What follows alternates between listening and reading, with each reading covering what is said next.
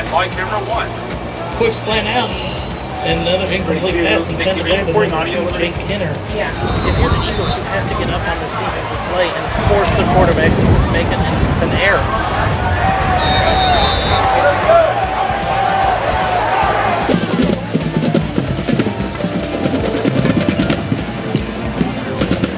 Excellent. You got the ball in. Nicely done. 3-3. Go to 3. By Bell. Bell breaks 2 tackles. It's all you 3. Bell's Nicely out. done. Oh, he should have stayed Stay there. Keep following them back 3.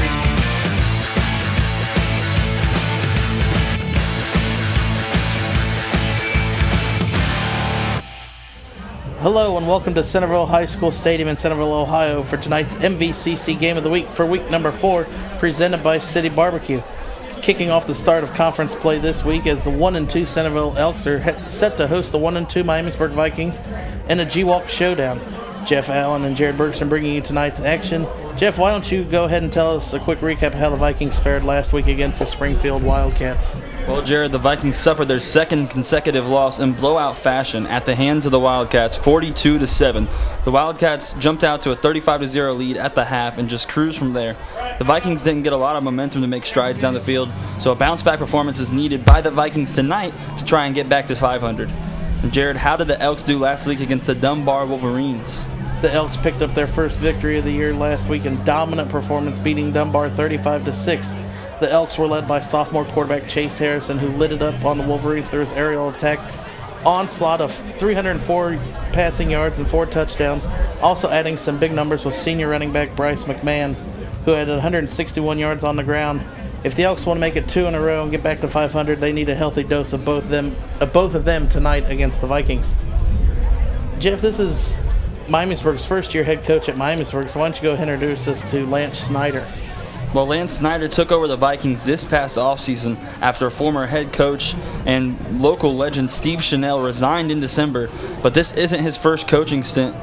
He's coached with Northmont way before Miamisburg, 99 through 2015 for a total of 16 years, and compiled a total record of 108-65. But Jared, why don't you introduce us to Centerville's head coach, Brent Ulrey? This is Coach Ulrey's third year as Centerville's head coach. Overall record of 13-12. He was a graduate from Centerville in 2003, so he knows what winning tradition is like here in this program and trying to instill it again after a dismal season last year. Jeff, a lot of hard work and preparation goes into planning a winning strategy for a football game. What has to happen for the Vikings to get back in 500 and steal a road win tonight?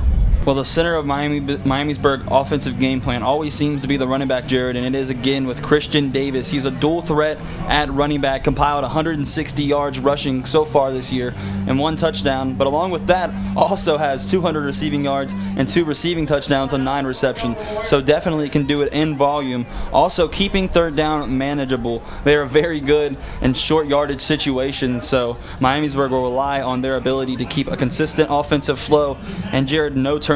Speaking of that flow, an offense is almost like a composed band, so you have to really make sure everything goes together and make sure everything's beautiful. And defensively, try and stop the prodigy, the quarterback Chase Harrison, only a sophomore, and this kid is drawing attention from the entire country, so it's a tough task. We'll see if their secondary can handle Harrison, but McMahon is also a workhorse, so trying to stop him will be very hard. If Centerville can imply this running game, they're possibly one of the most difficult offenses to stop in this entire region, Jared. And last but not least, forced turnovers. There's a lot of youth on Centerville's offense, which might work to their advantage long term. But right now, Jared, this Miamisburg defense has to take advantage of that. But what does the Elks have to do to get their second win on the season tonight, Jared? You said it. Harrison is probably going to be the key to victory. The sophomore has almost 600 passing yards on the season, 6 touchdowns. And I think he's starting to find his stride after a dominant performance last week, throwing for over 300 yards in the air. McMahon is hot. You got to keep feeding the ball.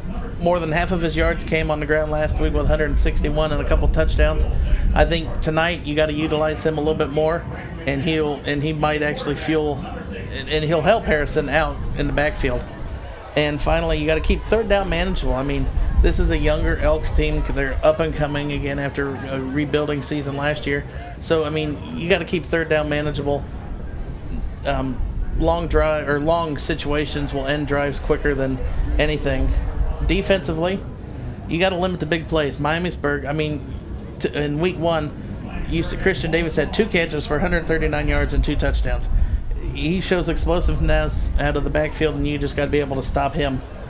Forced turnovers is almost a key to any defensively game, and then you got no dumb penalties. I mean, don't let Miamisburg get you to jump on 3rd and 3 when you're trying to hold it, or don't hit the quarterback after he's already let go of the ball. Those are dumb penalties that will keep the offense going and keep your defense on the field longer. Now, time for some players to watch. Jeff, who do you think is a player to watch on each team and why?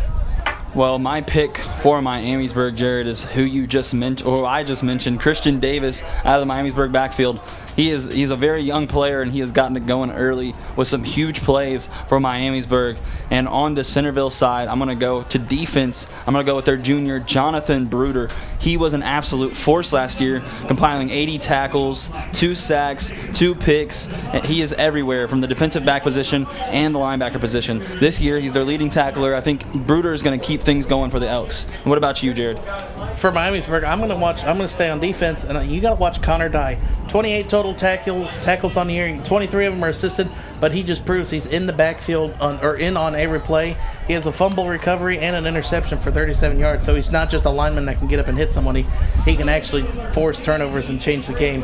And for Centerville, it's going to be the quarterback, Chase Harrison. I mean, almost 600 passing yards, 6 touchdowns, and 2 interceptions. That's a nice ratio.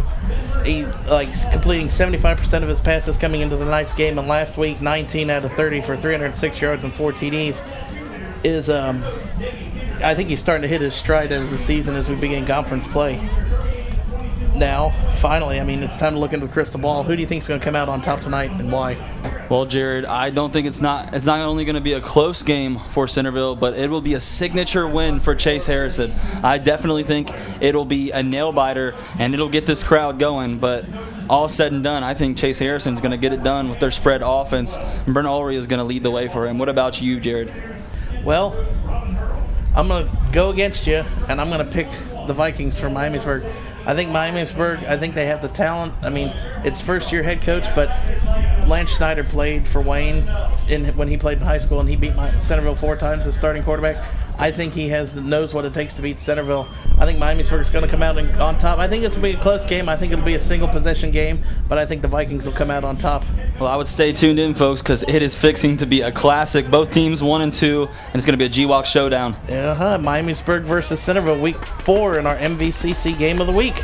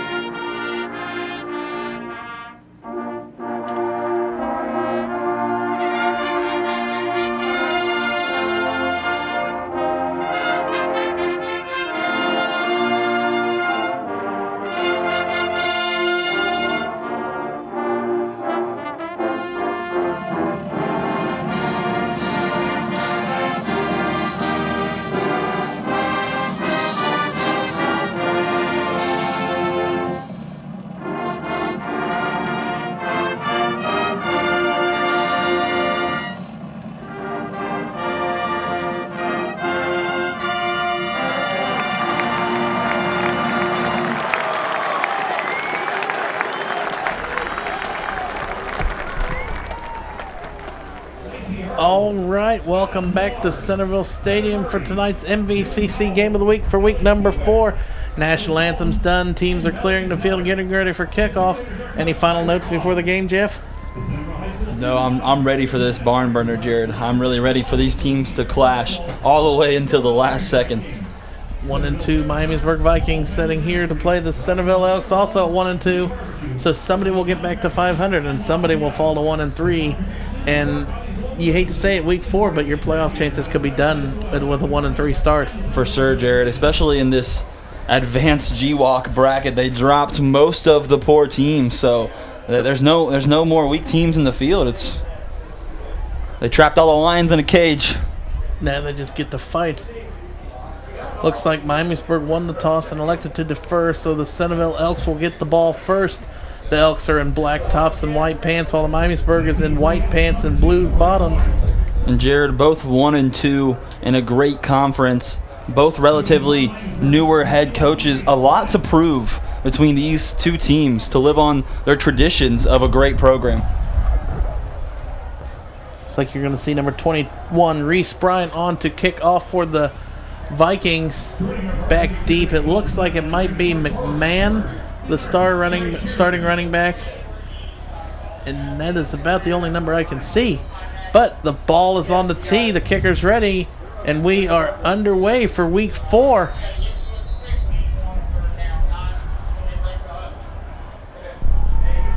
Jared, a little hot out tonight, but eventually will be perfect football weather here in about an hour and a half, and we are underway. Fielded at about the 10 by the Elks, and he's running full head steam out across the 30, maybe to the 31. And that was number 9, Jonathan Bruder, the linebacker on the return.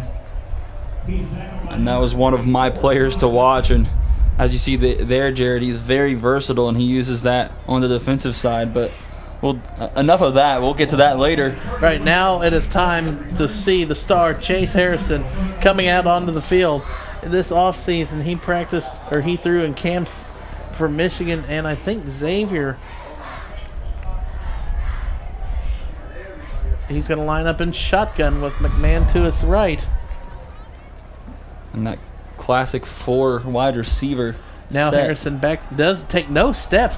Airs it across the middle of the field, and it is hauled in. Though it was intended to Linkhart, but it was incomplete.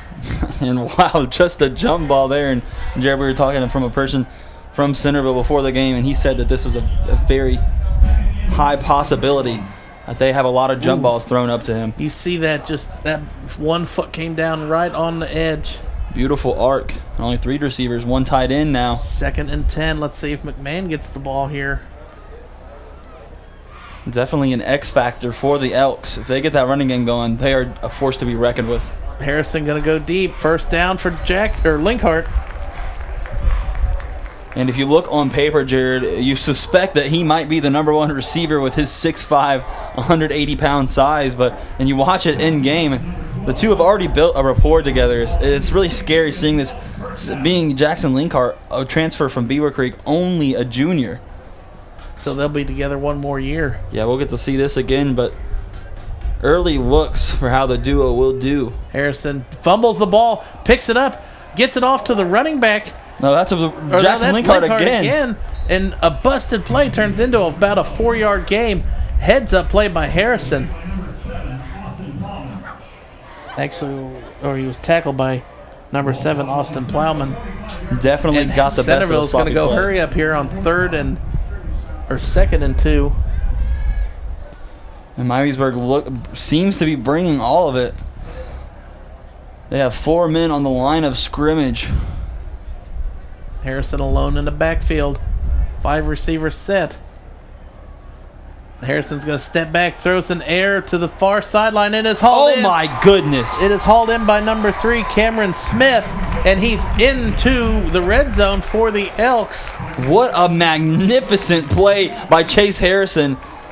You see Miamisburg defensive line, they rush 6 up the middle there, and Harrison, a magnificent throw into the air. It left him a linebacker one-on-one with the receiver. Another one-on-one. Linkhart in the end zone, and too far. Almost intercepted. I don't know if you saw the bobble at the end, but Miamisburg almost came away with the pick there in the corner, but Harrison not afraid to throw it deep here early. Fresh off the hands of Austin Plowman, number 7 for Miamisburg, and Harrison is not shy at all, Jared. He is just putting that arm all out there.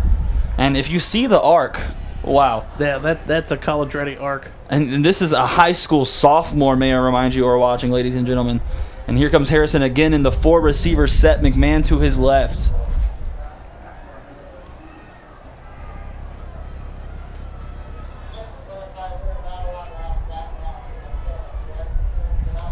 McMahon McMahon gets the carry right up the middle. Almost breaks the one tackle, so it'll be 3rd and about 7. Solid tackle by Connor Musgrove there. The senior linebacker who'll be a big part of this defense. And speaking of which, Jared, this Miamisburg defense has been pretty good this year so far, though exposed last week. And players to watch are Connor Dye and Alex Eanes on the edge, number 2. Big 3rd down for the Elks here. Harrison step back drop throws it. That's He's going a to go to the end zone for a lob, and it is incomplete. Intended for number 20, Nick Mead. So it'll be 4th and 7, and you see there Bryce McMahon was on the ground with his helmet off, and he looks hurt. Yeah, he was blocking the edge, as you saw on the replay, Jared. That was Connor Musgrove, the 6'1 senior from Miamisburg, coming down, trying to rush the quarterback, and didn't see the point of impact where he got hurt, but you did see Musgrove crash on that edge and McMahon pick him up.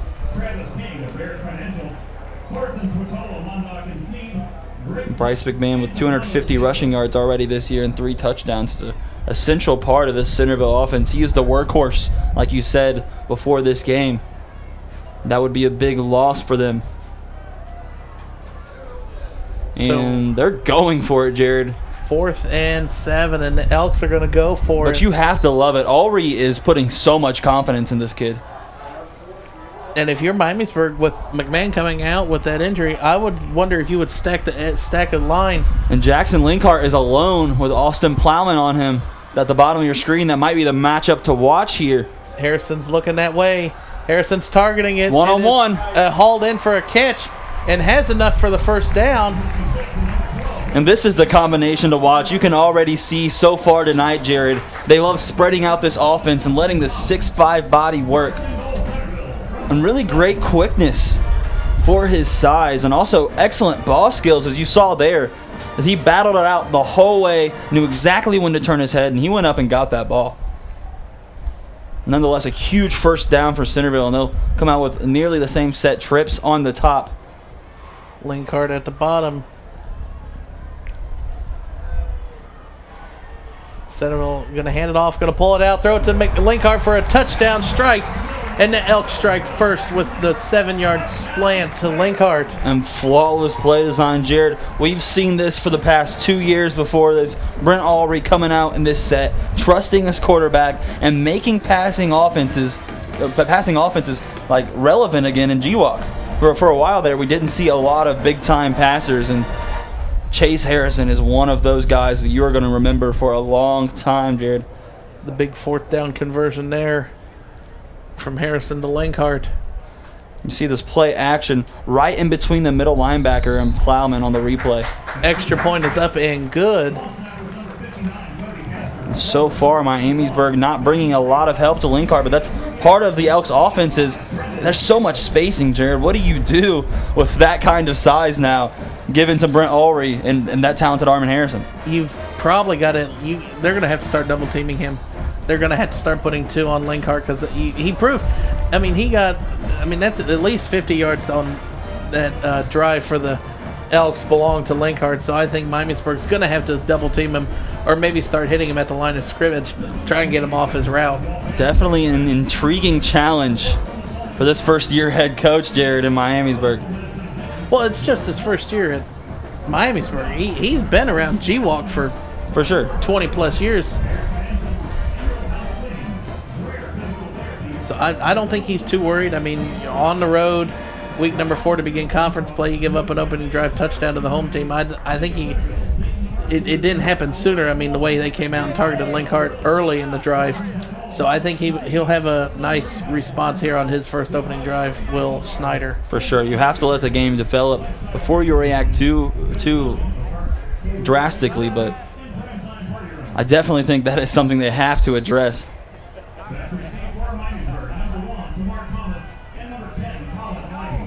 Here we go. Ivy and Thomas back to return for Miamisburg.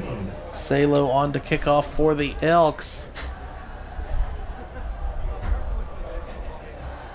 A really good job that possession, staying away from this Miamisburg interior that has been wreaking havoc on their opponents this season. High kickoff, fielded at about the 12 and gets out to about the 25.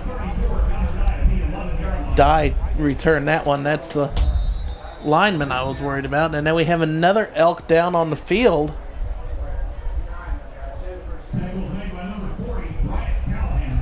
Callahan with the tackle there for Centerville. But another Elk down here early. That's 2 in less than 2 plays.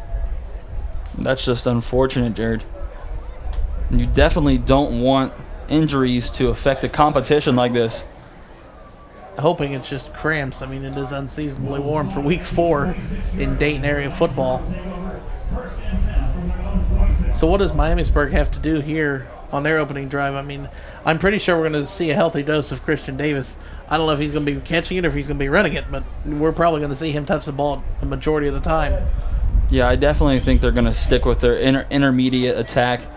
They're going to see a lot of balance within their offense, but you got to have some type of big play ability, especially when you're facing a spread offense like Centerville, who can score in any second. So a healthy dose of Christian Davis, no doubt. And so far, that has been the story of the Miamisburg offense so far, Jared. Christian Davis is only a freshman. Well, he's got a lot of big shoes to fill. I mean, replacing Tony Clark and Yerkins last year. Zion Lewis went to a D2 school, so definitely a lot of weapons to come from Miamisburg. Let's see what Snyder can do with the weapons in Miamisburg. And the Miamisburg offense is still pending for their first possession so far tonight. What are you expecting from those Vikings tonight, Jared? It's going to be interesting. I think Barr's going to keep it under his control for this first drive. I think he's going to do a lot of slants, I think, is what seems like what's working against the Elks the first 2 weeks. A lot of quick slants out. Seems like it's what's targeting the Elks, but I don't know. That's why I'm up here in the booth and not down on the field calling plays. Yeah, very intriguing. They haven't had a lot of receivers pop out so far this year. So I think tonight will definitely decide who is the guy, whether it's Tamar Thomas, Ethan Osborne, Peyton Myers, but one of those guys will become the guy tonight, I feel like.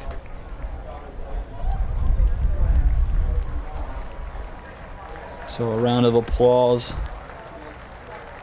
as the young Elk gets helped off the field.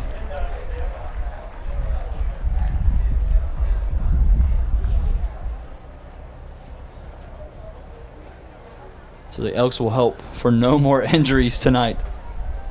That looks like number 4, Taiwan Sims. He was a senior defensive back, so potentially a huge veteran loss tonight. So back to football. Miamisburg will have the ball first. Their first drive from the 26-yard line. Barr in shotgun formation. Going to drop back. Going to tuck it and run, and he was going to be tackled and might get back to the line of scrimmage. And that is a sack by Captain Connor Walls. And he has been a significant piece of this team the last couple years at outside linebacker and also played some at receiver. Walls gets it done again. You'll see him lined up in the edge position right there.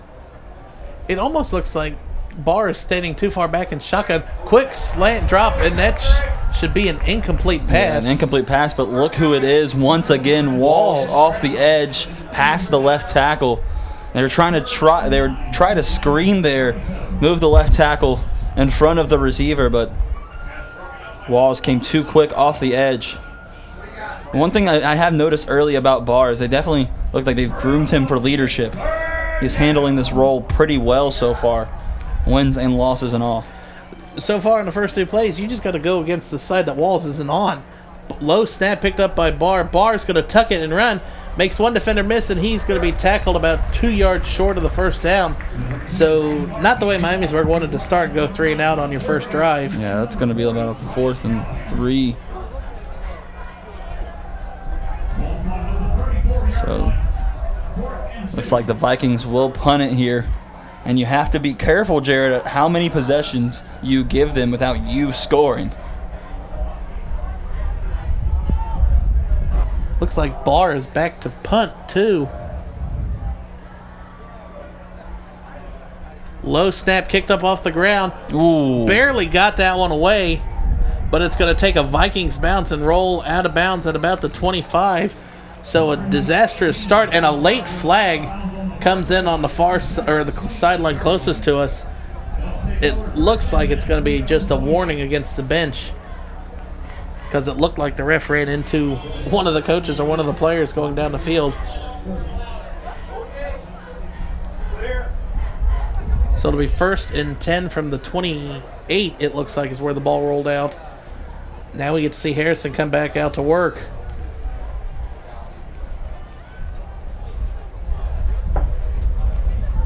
And last possession, it was all showtime, Jared. I think they ran it maybe one time with McMahon, and that was for maybe a gain of 4. So a lot of big plays to number 12, and we'll see what this drive has in store for us. McMahon's going to get the carry to the right and left side. No, Harrison kept it, actually. Yeah, that was a read option. And Harrison kept it out, and he's going to be out close to midfield, and he's going to have a first down out to the 46. An excellent job, as you see on the replay, reading the defense, and that's Alex Eanes right there, Jared. That is his job, to stay home, and you expect more of the senior captain, but just got carried away with the run right there. Yeah, give a shout out to the cameraman for recovering on that read option. I was following McMahon the whole way, and the cameraman bailed us out. So was the Miamisburg defensive line. Trips to the bottom of your screen for Harrison, and McMahon is back out there. So Harrison's going to hand off to McMahon, and Miamisburg read that one perfectly. Maybe gets back to the line of scrimmage as Dye is in on another tackle. Yeah, Connor Musgrove has been a huge part of tonight, too, taking care of business.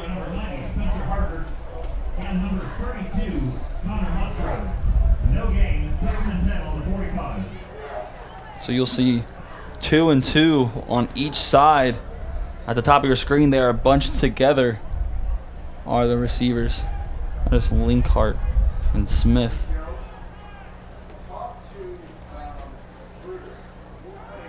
Harrison's going to throw a slant across the middle of the field, in and out of the hands. I believe that was number 10? 18, Walter 18. Watkins. But definitely, and that you saw a lot of that last year, Jared, but that is his first errant throw so far tonight, which you have to take with a grain of salt. It's pretty impressive, especially for high school football. Definitely get some more sloppy passers. Smith and Linkhart. 3rd and 10. Miamisburg with a chance to get their defense off the field if they can get a stop. Both sets of receivers bunched up. Smith in motion. Harrison looks like he's going to eye Smith, throws it across the sideline. It is hauled in by, I believe that was Smith. Cameron Smith on the catch. First down into Viking territory, and Harrison leading another stellar drive for the Elks. Picking up another first down through the air. And second fantastic play. Centerville quickly back to the line. McMahon gets the carry to the outside, cuts it back in at the 30, or cuts it back in at the 40 and down to about the 35, maybe the 34. About a gain of 9 on the play. Took advantage of the lack of urgency from the defense. They got stuff done that time. And look, Centerville back on the line quickly. Something we didn't really see Centerville do a lot last year was the hurry up, but now Miamisburg is looking tired already, and McMahon read option again. Harrison keeps it, stumbles, gets around one defender, and is across the 30, and another first down for the Elks. So far, their offense is electric, Jared. This is really fun to watch. The last year, Cameron Smith wasn't really on the radar, neither was he the first 2 games, but last game, after no receptions all year, no appearances, he had 4 receptions for 113 yards and 2 touchdowns. So I expect him to be a piece for the Centerville offense going for the rest of the season. 1st and 10 from the 30. Harrison hands off to McMahon. McMahon stuffed in the backfield. He'll lose a yard. And that is senior captain Alex Eanes on the play. And you'll see a lot of him tonight. He is a very active force off the edge. Looks like lost it. 1 on the play. Loss of 2 on the play, correction. Centerville will not come out of this formation. They'll keep Walls on the tight end and trips the bottom of your screen. Look at the separation Miamisburg is giving them down here at the bottom of the screen. Well, now the defender moves up, and now Miamisburg looks confused. Harrison back to pass, completes it to Smith, and what a tackle there by number 21 of the Vikings, Bryant. He just saved a touchdown. But another first down on 2nd and long for the Elks. And Centerville's picking them up and putting them down like it's nothing. Nice clean slant by Stevens. And, Jared, this is exactly what I thought was going to happen. This spacing would kill this Miamisburg defense. Miamisburg has got to find a way to stop the spacing. I mean, really, they haven't targeted Linkhart, but now it seems like everybody else has seemed to become the problem. Well, if you see the replay, their interior of their defense is where they excel. So against this team, you have to have corners, and they'll blitz all day long. Harrison's going to roll to the left, throws a bullet to the end zone, and it is just out of the reach intended to Harrison, or Smith, sorry. And still, that looked gorgeous. Running to the left, but as you saw on that play, they rushed 5. The play before, they rushed 6, Jared. They were coming for this quarterback, leaving their defensive backs on an island. And that's really the bread and butter of Miamisburg's defense. I mean, they'll stop the run up the middle, but once you start getting to the outside with the run, Miamisburg starts to fall off the edge there, and that's something Miamisburg has got to keep the ball in the middle of the field if they want to stay in this game defensively. Look how spread out these 3 wide receivers are on your left, Jared.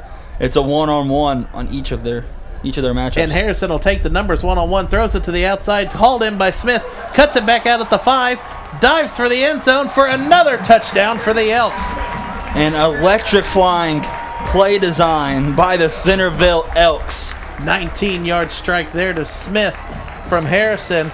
And just like that, Centerville extends its lead, 13 pending the extra point.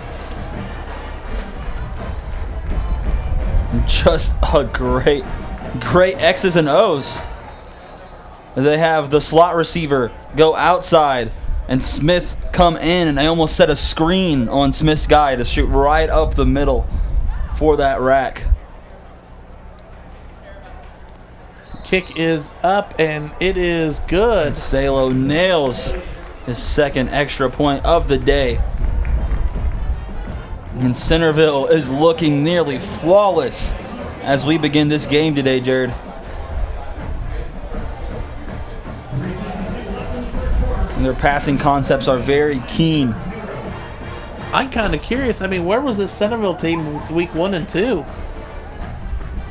I mean, granted, I know week 1 you got to get all the jitters out, but I mean, if they're moving like this, and the chemistry like this between the quarterback and the receivers is this flawless, what clicked last week against Dunbar that wasn't there week 1 or 2? I feel like they needed those 2 games against upper competition. They went against the upper echelon of state competition, Jared. I think that's simply the answer.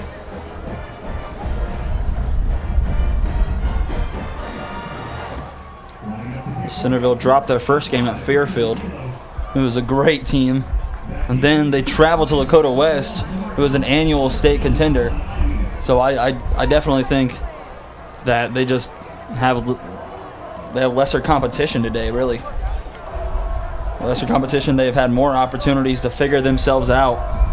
And they're definitely facing less athleticism than the past 2 weeks.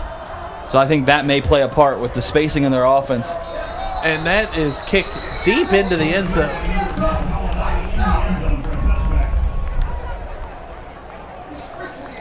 So here we go. Miamisburg has to come up with a score here. I must dare say they have to score right here, Jared. They have to stifle this momentum in some way.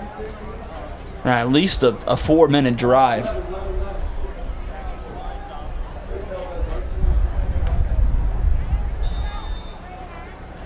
So Braden Barr will lead the Vikings back out once again. And a fumble. They had Tamar Thomas in motion, handed it to him on the jet sweep, but could not gather it. Loss of 9 on the loss of 1 on the play.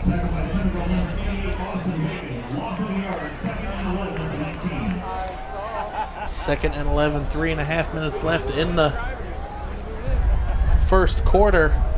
The receivers, halfback in motion. Going to throw it out to the halfback, makes one defender miss. Davis. And he's tackled behind the line, so lost to 2 more.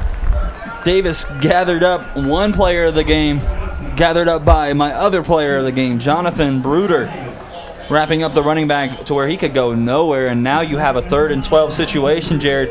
You got to come up with a big play. And my theory is they're going to be looking for number 10, Colin Ivy. Hasn't really stepped up yet this year, but been an option they have looked to. Barr back to pass. Throws it out. Davis has the first down and more. Cuts it back out, and he is close to the midfield at the 47. What a pickup for the Vikings, and hopefully that's the play to get them going offensively. The magnificent freshman. He's been doing this all year so far, and he had an 81-yard scoring play in the first week on almost the exact same play where he comes out in a wheel. And, Jared, I just don't know how you don't cover that. Davis is going to get the carry. Makes one defender miss, but he's going to be tackled about a gain of 1. Great pursuit by number 88, Austin Bacon.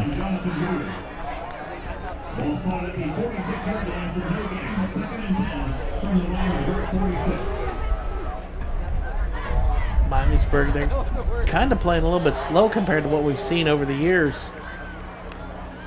Receiver in motion. Barr's going to run, flip it to him. Cuts it back in, and that one you might as well just go down.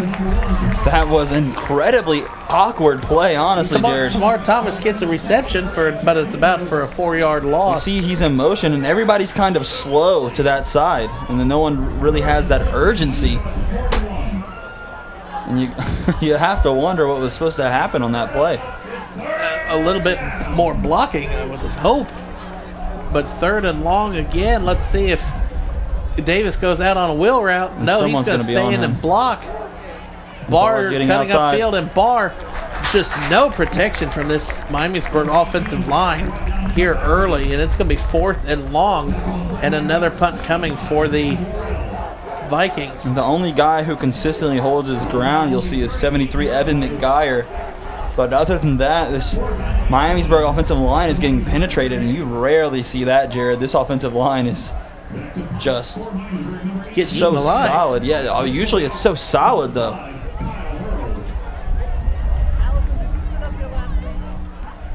Punt, end over end. Takes a bounce out at about the 30. So decent starting field position for the Elks again, as they're going to look to go up 3 scores on this drive. And with Miamisburg not really providing us any way to stop them, it looks like it's going to happen.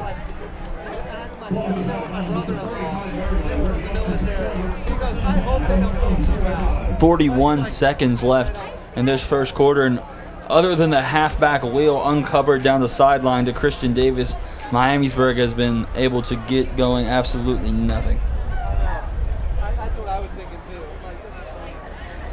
Centerville's defense, who has already seen the likes of Lakota West and Fairfield, is very prepared for this Miamisburg offense. So you got Harrison coming out again. Harrison's going to hand off to McMahon, and McMahon is stopped in the backfield.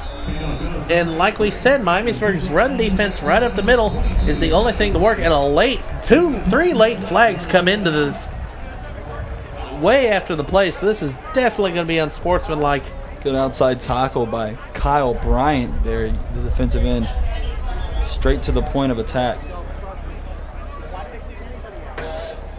Now the refs are going to huddle up and see what this was. I didn't see anything in the replay to show anything, but 3 late flags coming in from 3 different officials.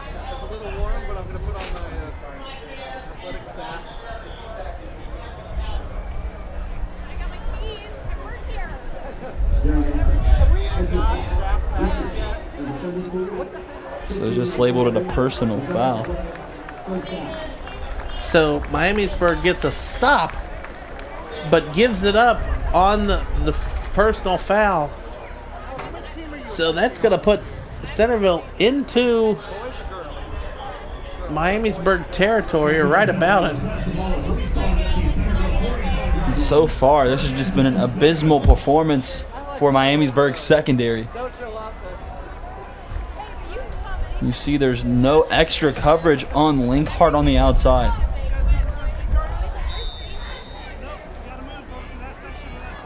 They got a tight end on this play. If I had to guess, I'd say they're going to run it for this first down. Well, they moved somebody out to the outside to help cover Linkhart, it looks like. McMahon's going to get the carry up the middle, and McMahon close enough to the first down, so good play call there. And now they're going to flip sides of the field because that'll be the final play of the first quarter. Centerville leads 14-0 over the Miamisburg Vikings in our MVCC game of the week for week number 4. Beautiful run up the right hole. And that's going to be one of the better runs you'll get against Miamisburg's front seven on the night. Up the middle like that.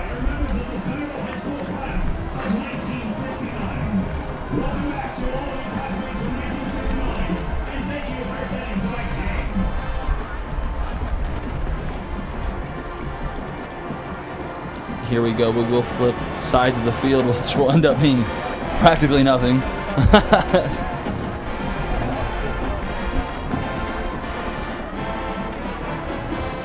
So Jared, I think it's pretty clear where this one is going early on, barring a monumental adjustment. Miamisburg has got to make adjustments. Obviously, the in-game adjustments aren't working on the sideline, so you've got to do something at halftime to reboot. I mean, try and get back to what happened week 1. And I think it all weighs on the secondary and the offensive line, Jared. I think those are the pivot points on each side of the ball where you can really tip this game to your side.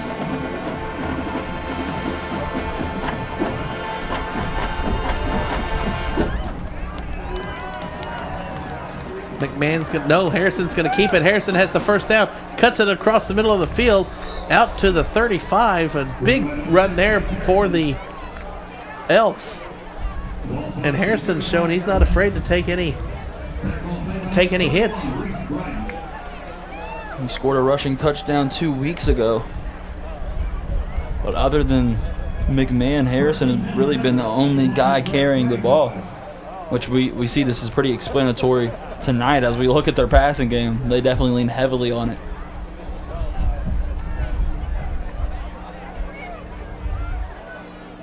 So another 3 receivers set for the Elks. Harrison drops back in the gun. Another read option goes up the middle for, it looks like about 5 yards there.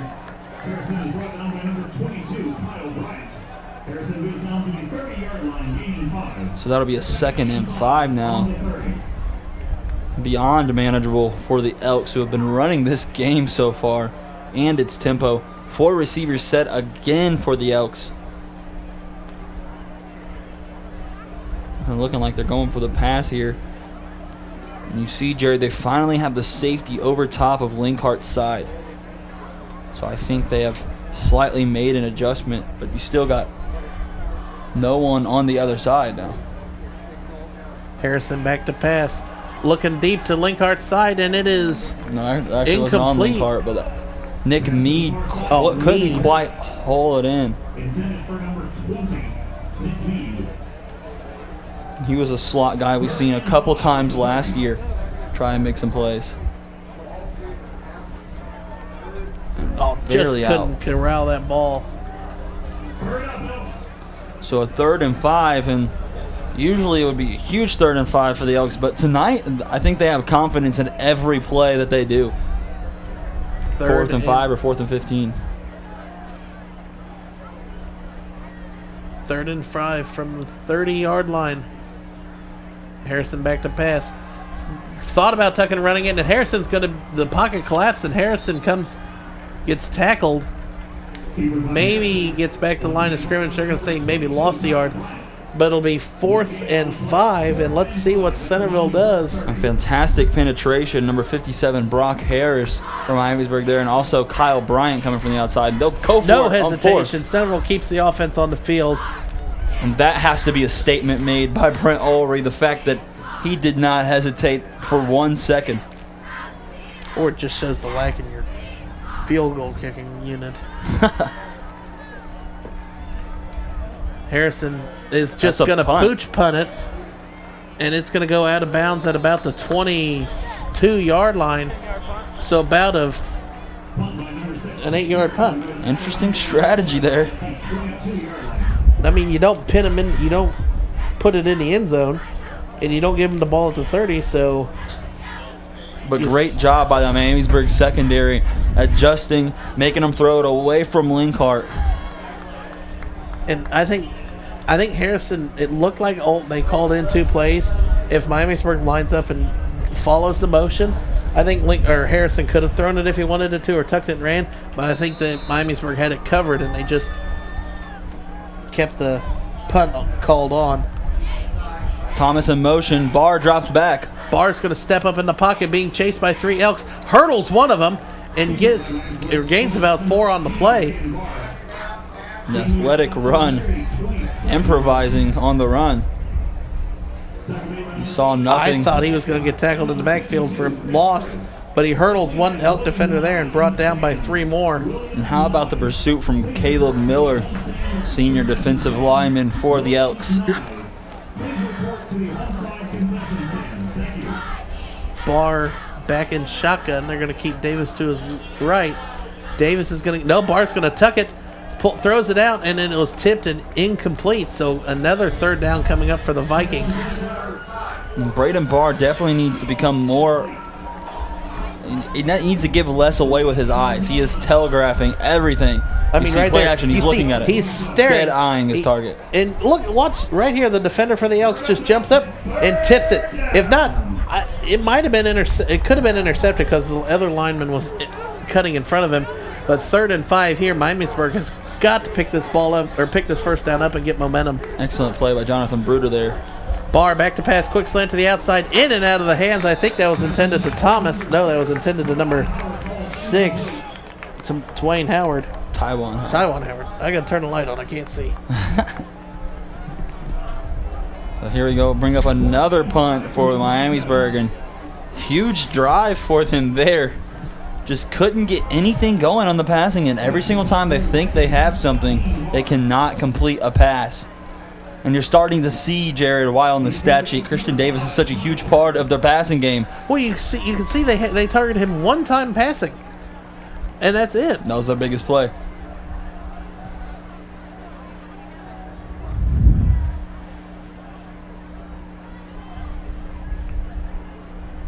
Punt almost blocked there. Fair catch called at Kyle the 34. Hurls brings it in. For the 4th time, we will now see Chase Harrison come out for the Centerville Elks.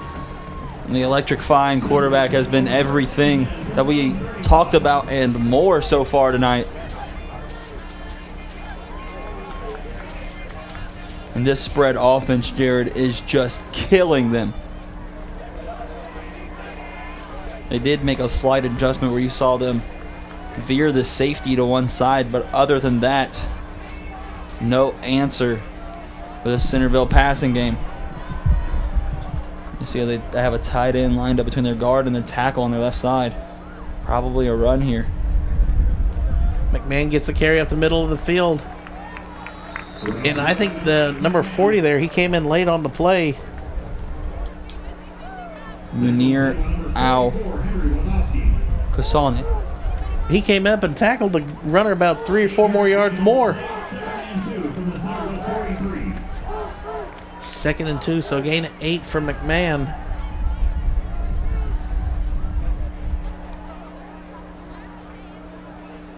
McMahon gets the carry again. He has the 1st down. Close to midfield. Definitely a 1st down run there. So very repetitive for the Centerville offense tonight. Moving the chains a lot. And only having the punt once. And Miamisburg did nothing with that possession. So you have to feel good if you're Brent Ulrey coming near the half now.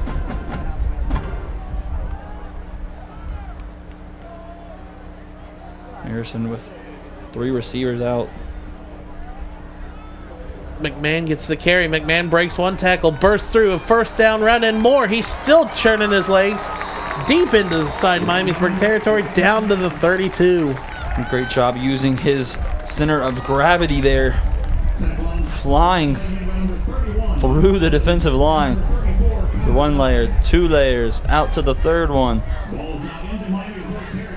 Carrying Jamal Evans on his back. Bryce McMahon starting to get going now in the second quarter. Centerville realizes how much they're taking over through the air, and also realizes that Miamisburg's reacting to that, and I think that is where a lot of your runs are coming from. You'll see the tight end up on the offensive line once more. Miamisburg is stuffing that defensive line, though. Harrison's going to keep it. Harrison going to cut it to the left, and he will be tackled at about the 27. Nice read option. That is something they have gone to several times in the past 2 drives.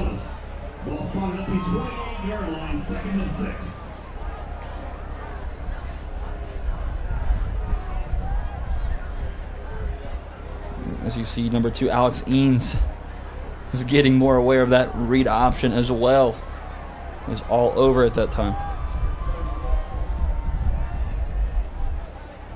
McMahon gets the carry up the middle. McMahon will be tackled from behind and pulled away from a first down run, so it'll be 3rd and short. Eanes on the tackle again. Good job staying home.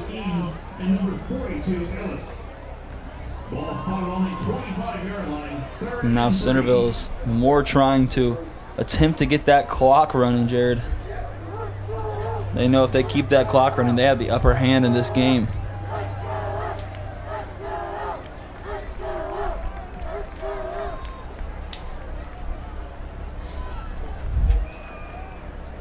Play clock down to 15. 3rd and 3.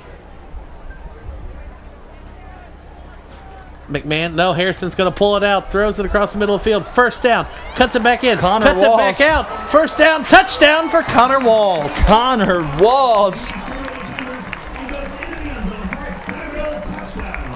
Heads up, running upfield by Walls after the catch. Just an ecstatic play, and you saw the play action. Walls comes from the left side, unguarded. But that penalty flag is going to negate the touchdown. Wow. And you can see, if we can get a shot, Olery is livid on the sideline. He was right up in the ref's face. It looks like what they call holding. They have to be kicking themselves there. Perfect execution. That's exactly what you want from a play. But they'll bring out a similar formation. 3 receivers, 2 to the right. Connor Walls at tight end. 3rd and 8 now from the 30. Harrison's targeting the outside. It is hauled in. Let's see. The refs say he did catch it. Wow. Linkhart with a diving catch to get another first down for the Elks. We've seen a lot of this kid's showing off his ball skills, but that time you see his catch radius. An out route goes to the ground and just brings it all the way into his body. Incredible catch by Linkhart.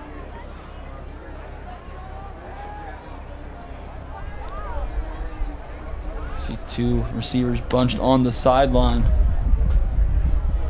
Harrison back to pass. Harrison going to the end zone. It is. Let's see. Oh my goodness, it's hauled Jared. in. What a catch for Walls. Connor Walls gets his touchdown back, and maybe in even more impressive fashion. Right across the middle of the field. I thought it was going to be tipped out of his way. Oh my Tips it right back goodness. to himself and corrals it going to the ground. What a catch there for Walls. Hashtag MVCC top 10, Jared. Oh my goodness. He bobbles it, but comes down with it. And can you believe that is their star defensive end as well? Connor Walls getting it done in the name of football tonight. 21-0 pending the extra point Elks. High snap kicks up and good though. 5.5 minutes left. Centerville leads 21-0. Oh, Brendan Salo 3 for 3 on his extra points tonight.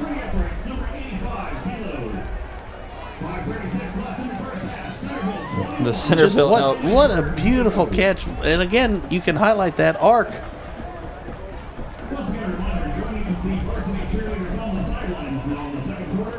Just so outstanding, Jared. The way Centerville has emphasized each and every passing concept they performed tonight. It is definitely high school football at its prettiest form. You get that spread offense going.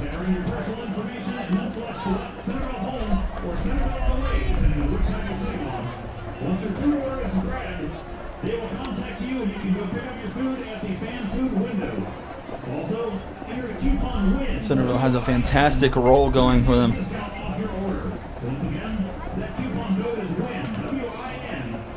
Especially going into this second half. And Jared, especially on that last play, but multiple times last drive, you saw Will Linkhart not only have a corner on him, but a safety above his side. So definitely have made the adjustment to Linkhart, but that's where the problem comes in. That's where the problems begin. And what's really killing Miamisburg is these RPOs. I mean, the run-pass option is Centerville's. Seems like this is their dagger. I mean, they are obliterating Miamisburg on the offensive line. And here's a decent return for the Vikings, still on his feet across the 35. That was Connor Dye, a 30-yard return nearly. So the star linebacker and leading tackler of this team getting some excitement flowing with a good kick return. And now we'll bring out Braden Barr's perhaps most important drive of the night, Jared. Down 21-0. How do you answer here? You got to start small. You got to get a first down. Then you got to get another one. And that's really, Miamisburg has got to go back to bread and butter. I mean, Miamisburg has got to go back to fundamentals right now, and it seems like that's not working. So you just got to try and get enough average yards per play to just try and get first downs now. Definitely where they've had success in the past. But it all starts with that offensive line, Jared, that they can't turn any bodies. And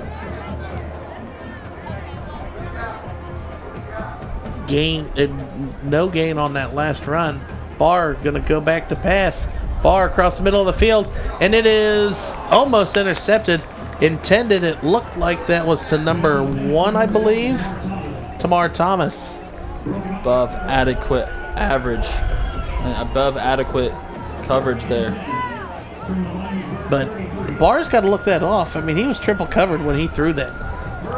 And just like we talked about earlier, Jared, when he sees his target, he does not stop looking at him. I mean, we'll see where Barr's going to target it before it even comes out. Barr back to pass. He's throwing it right along the sideline, and that one just didn't have enough on it to get there. Yeah, he got hit at the line of scrimmage, Jared. Another example of ravenous penetration by the Centerville defensive line. Did you study your thesaurus before the game? Ravenous? Look it up here. Miamisburg on the punt. This is a sight they have seen all too many times tonight. Hurls back for the punt for the Elks. Ball. Centerville's going to end up blocking one of these punts too. And fair catch already waved off. Ball down at about the 34. So now 4.5 minutes left. 3 timeouts for Centerville. I don't even think they need to worry about using their timeouts left, because they'll probably get another chance. Snyder needs to cover his eyes real quick, because this drive might be pretty tough.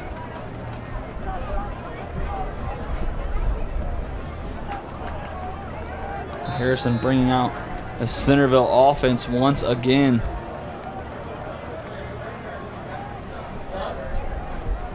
Harrison's going to hand it off to McMahon. McMahon cuts it out, and then I don't know if he slipped or dove.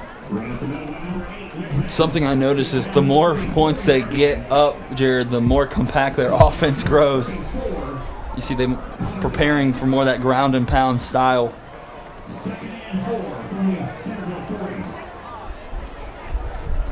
Centerville taking direction from their sideline now.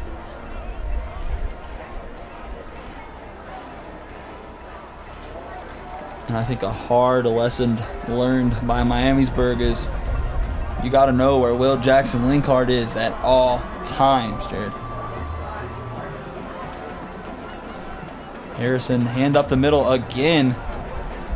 And wow, if you're the Vikings, you cannot allow Centerville to own the middle of the field as well as deep down the field. This is where the Vikings excel, and you're starting to see hands on hips for this defense, Jared. Definitely wearing them out with volume. 3.5 minutes left in the first half, and Centerville starting to mount another drive.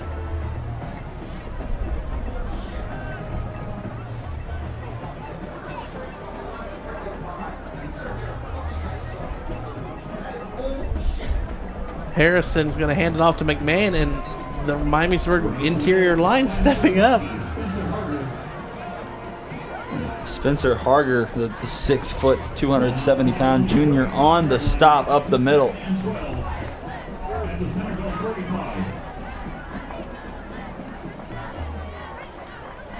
Great penetration by the defensive lineman right there. Number 90, Spencer Harker, with a tackle for loss. And now Harrison's going to line up normal formation, 240 and counting left in the first half.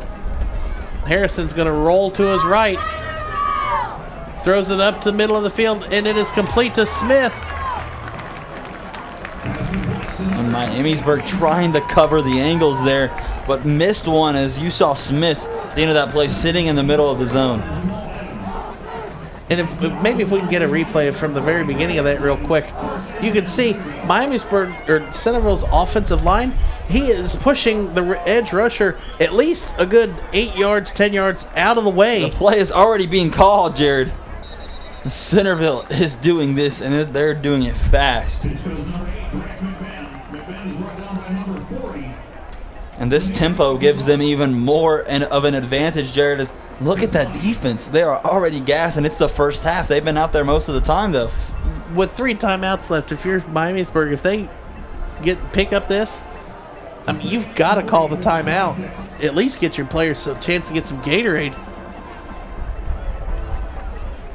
Especially with Centerville running it a lot more.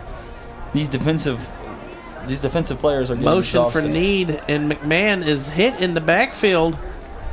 Great penetration by Miamisburg's front 7, and Al Cassone on the tackle once again.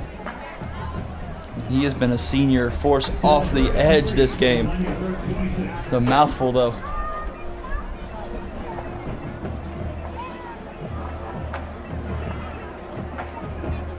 So here we go. 4 receivers now for Centerville.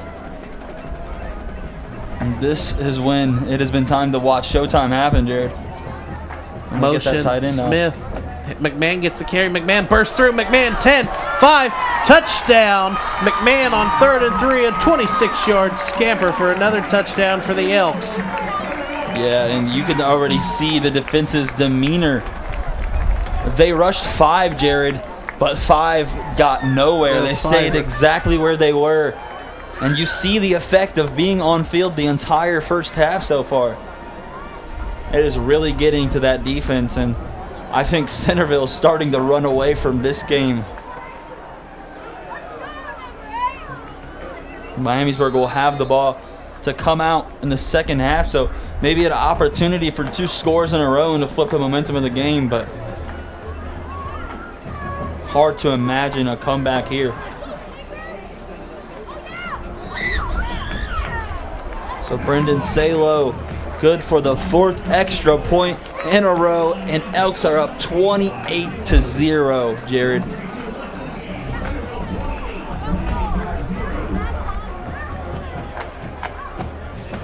And I want to ask you if you saw this score coming, but If you saw the pregame, we know you did.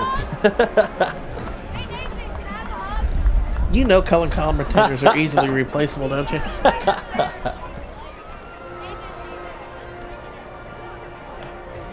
Do we dare bring up the Chargers last week on the road against Detroit? We're talking about high school football. No, yeah, don't matter. A minute and a half to go. Miamisburg desperately needing a score here. And Jared, they get 2 scores in a row. I don't want to say they're out of this game. No, I mean, this is the chance. I mean, they Bill Belichick it. I mean, that's what I'm going to call it from here on out. You defend. If you can score a touchdown before half, and then you can come out and you get the possession to start the half and score, you're Bill Belichicking. But, I mean, Miamisburg has got to... They've got to put somebody in. Let's put Connor Dye in on the offensive line and see if he can hit somebody backwards. Because nothing seems to be working right for the Miamisburg's offensive line, and that is where the problems start right there. You're down 28-0. The defense is holding strong in the middle of the field and letting it go out. But, I mean, the defense isn't going to win the game for you. Your offense has got to do something on the field. Thomas fields this at about the 4, and he's running a full head of steam. He cuts it back out. Thomas at the 30. Thomas up to the 35. So their second good return in a row. We'll see if they can do anything with it. A minute 24 and 3 timeouts. Miamisburg has got to try and get something going, and you're not going to get it going with Braden Barr running at 2-3 yards. Yeah, especially scrambling. Every single time he drops back, it seems he's running for his life out there, Jared. Colin Ivy with a nice return there. And we'll bring out the man you were just talking about, number 18, the senior quarterback, Braden Barr. Davis goes to the right side of Barr. Barr back to pass, steps up in the pocket, and he is brought down in the backfield for a big loss. Call it a sack, Jared. That's number 52, junior defensive line, impact player, Chris Artis. And he has been wreaking havoc. He has been the Centerville Elks' second leading tackler this season so far. Barr is holding on to the ball too long. Your offensive line is not going to protect you for 15 seconds every time. And he doesn't have that feel in the pocket. It doesn't seem like he didn't even know anybody was behind him. So he'll definitely have to rely on his offensive line throughout the rest of the night, Jared. Barr back to pass, throws it in the middle of the field. One-handed catch by Tamar Thomas. What a catch for Thomas. And Jared, we were asking the question, who is Miamisburg number 1 receiver defined? Number one, Tamar Thomas, and he makes a play tonight to prove that. Look at that, one-handed plucks it out of the air. That was getting intercepted for sure. Hashtag MVCC top 10. Here we go, Barr again, quick pace. Throws it over to, that is number 10. Colin Ivy. Now Miamisburg's getting something going. 28.5 seconds left and still 3 timeouts. And they got to hope, Jared, that they take this momentum in with them at halftime. You got to bottle it up. But before that, they will absolutely need a score here. Yeah, you've got to get. It doesn't matter at this point if it's a field goal. It's something to step on. 28.5 seconds left and 3 timeouts for the Vikings into Centerville territory for the first time on a good pass so far. Barr going to step up. He's going to tuck it and run. Cuts it across, and he is hit hard at the end, but he'll have enough for a first down. Let's see if Miamisburg takes the timeout to stop it. I definitely used one of them, Jared. I know they stopped the clock to spot the chains, but let's see if... Well, I think Miamisburg called the timeout. They are calling a timeout on the field. And that will give Miamisburg 2. See how much they'll end up needing.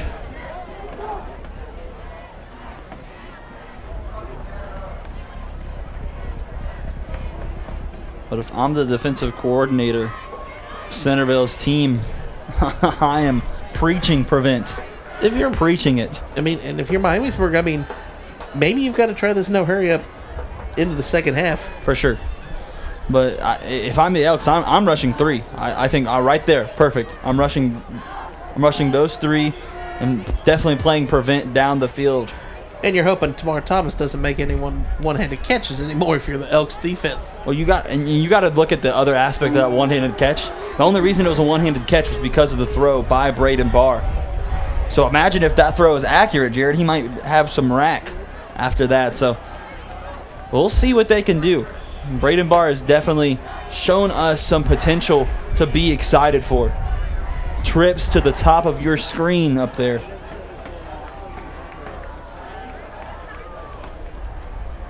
See Ivy, Osborne, and Thomas line up together. Barr back to pass, middle of the field, hit as he throws, and it is in and out of the hands of the defender. And he gets blasted by Walls as you see Braden Barr slowly get up. But Walls on the edge behind him, and he just gets speared. And that could have almost been caught by Ivory. Yeah, but 6'3" senior Sam Baker at that left tackle spot has to be quicker to the outside. Especially if they want to protect this young man they call their quarterback. Braden Barr, 4 receivers set, drop back. Barr gonna tuck it up, and he's gonna run up the middle. He's gonna get out of bounds with about 6.7 seconds left. It'll be third. The way these secondary battles have gone, Jared, this is not a good situation for Miamisburg.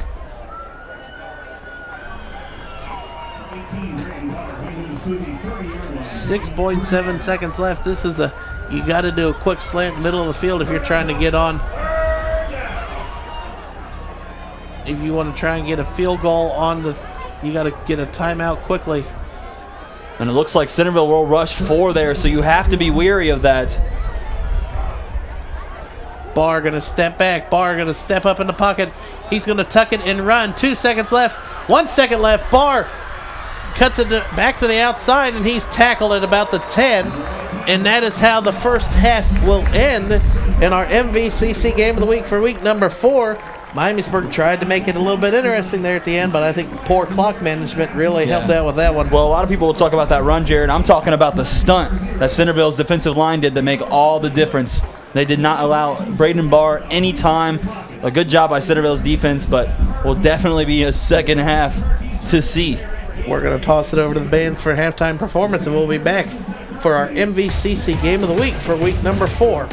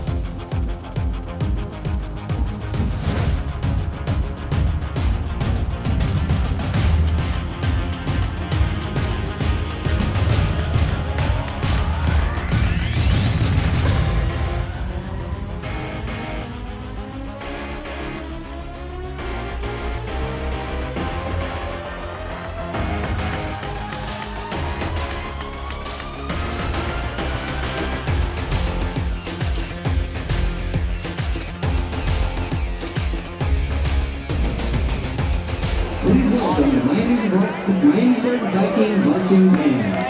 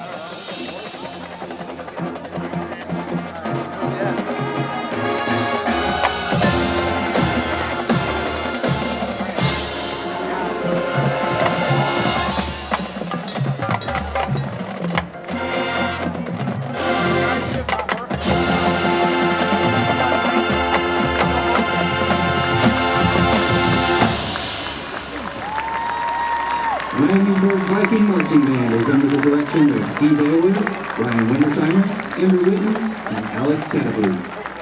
The color guard director is Heather Graham, and percussion director is Zach Jaczynski. Last Saturday, the band traveled to the Bishop Fenwick Invitational, where they swept all captions and were named grand champions of the event. Tomorrow, the band will be traveling to the Bands of America Regional Championship at the University of Toledo, where they will perform in a preliminary competition at 1:15.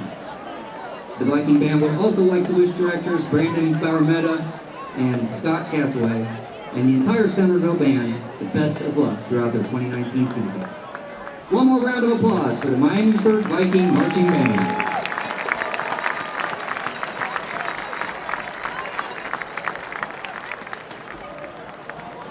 We are pleased to present the Centerville Jazz Band.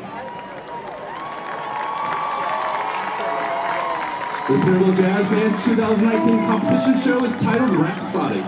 The band will be performing music arranged by Andrew Markworth, including Second Rhapsody by George Gershwin, Bohemian Rhapsody by Queen, Rhapsody on the Theme of Peggy by Sergei Rachmaninoff, Hungarian Rhapsody by Franz Liszt, and Rhapsody in Blue by George Gershwin. The show features color guard choreography by Alex Holland and Grayson Flores. The drill design is by Tim Fairbanks. Ladies and gentlemen, please welcome the Centerville Jazz Band.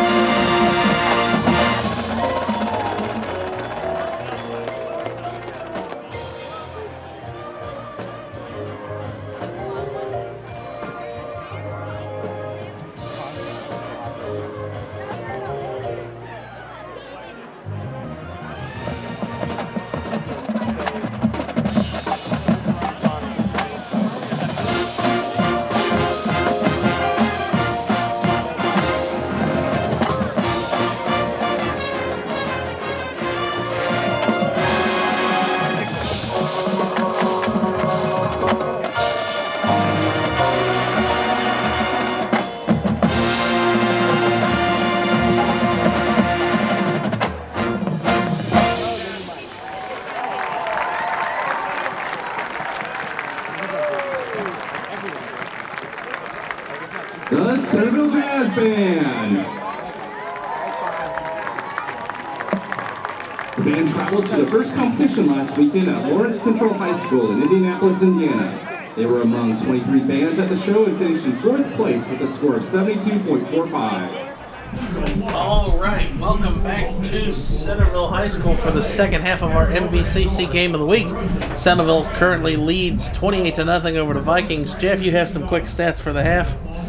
Well, Jared, it is an overwhelming favorite, obviously, towards Centerville, but when you look at the quarterbacks, Chase Harrison, holds a 12 of 18 passing record, 157 yards and 3 touchdowns, divided between 3 receivers. Cam Smith with 5 for 88, Will Linkhart for 5 for 45, and Connor Walls with 2 for 24, all with touchdowns. So definitely the name of the game early is passing. Also, Bryce McMahon and Chase Harrison combining for 140 yards together on the ground. So they have just been draining these Miamisburg Vikings. To put it in perspective, the Vikings' leading rusher by leagues is Braden Barr, and he has 8 carries for 36 yards. Squib kick up the middle, fielded at the 30, and he's tackled at about the 27. But Miamisburg did move the ball well that last drive just before the half ended. So let's see if Miamisburg wants to go back, or will go back and attack that maybe. I don't know. We've got another half of football for Miamisburg to try and claw their way back into this. For sure. But definitely the offensive line has to step it up, Jared. That is the name of the game for the Vikings. And that's the only thing that's going to bring them back, is if that offensive line steps up and gets their men, which will be a tough task against this Centerville line. There's multiple people who can get to the quarterback and just penetrate in general. Barr hands off to Davis. Davis's first run of the second half is about a gain of 2. And that one got into the second level, but not too far, as Jonathan Bruder came up and stopped it. But good lane made by the offensive line and a good start. But I think perhaps the biggest part of this line that needs to step up is the left side, for sure, over there with McGuire and Sam Baker. They haven't been getting harassed. Barr going to take it, hand it, roll up the middle of the field. First down, completion to number 16, Peyton Myers. And personally, Jared, that's the best throw I've seen from Braden Barr all night. He has been under constant duress and pressure, but finally gets some time there, and you see him constantly moving his eyes and getting the ball to his guy. So looks like some adjustments made from this first half. Barr gets the snap. Davis gets the carry up the middle. Davis bursts through. Davis to the third level of the defense for a first down. And that kind of inside zone run, Jared, is what's worked for them so far this season, and that's what they want to get pounded tonight. They just could not get any holes in the first half. And Miamisburg moving a little bit more quicker here this second half on their first drive. Barr ready for the play. Barr hands it to Davis. Davis cuts it back in. He might get to the line of scrimmage, maybe a gain of 1.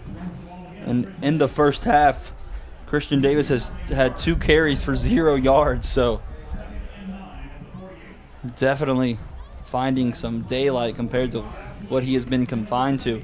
Hasn't gotten much other than that really big reception on the second drive. Barr back to pass. Fakes the handoff to Davis. Going deep along the far sideline, and it is hauled in. Oh, my goodness, Jared. No, the refs are going to wave it off. Nonetheless, an amazing effort from Jackson McGohan. That's the 6'4 freshman.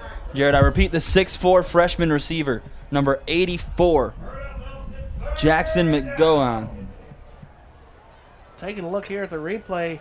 He has it over his shoulder. I don't see why the refs called that incomplete. The ball, he kept possession the whole time. No red flags in high school, though, Jared. And Well, I want to throw mine. this one will be a second down.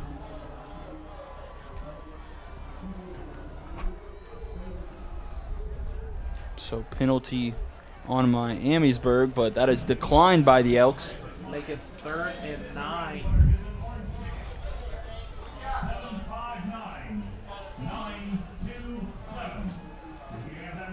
Centerville looks a little bit confused defensively. You see the coordinators signaling in plays. Play clock's down to 15. Barr back to pass. Barr gets hit on the blind side. That's a sack for the Elks. Number 1, Connor Walls. He has been just an irritant all night from the edge, on offense at tight end, blocking, receiving, rushing the passer, deflecting passes. This man has been everywhere. And Connor Walls is truly a jack of all trades. And you see the left side. You see the left side of that Miamisburg line I was just talking about. They replaced Sam Baker with number 75, A.J. Sally. And as Jared just said, he just pushed him to the side.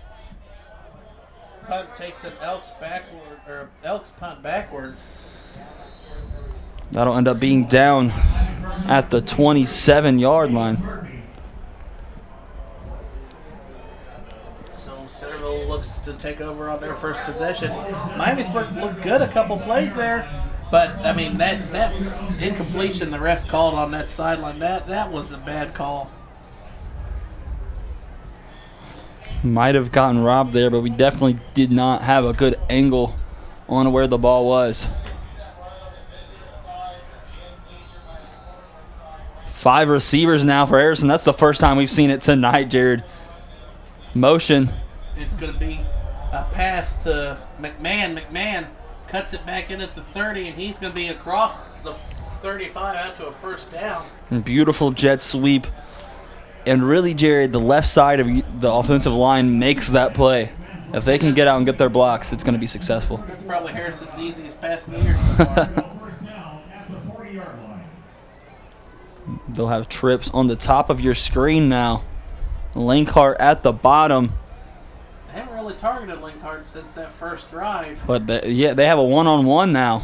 Late substitution for the Vikings. And Miamisburg has to call a timeout because they had 12 people on the field. So we go back to the keys of the game. No dumb penalties.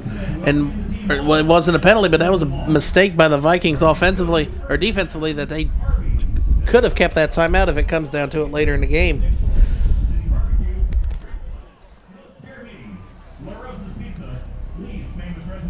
First and 10. I don't see why Miamisburg was that confused defensively.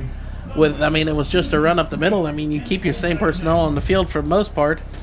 And they've definitely seen that lineup several times today, but like you said earlier, Jared, we really don't know what is going on down on the sidelines.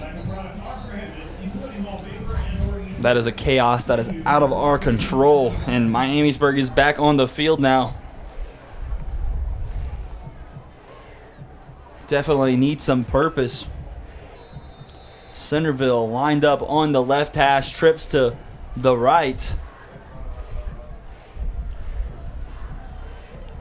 McMahon to his right. He's in pass blocking formation. Harrison back to pass. Throws a bullet to the outside to Linkhart. First down into Viking territory.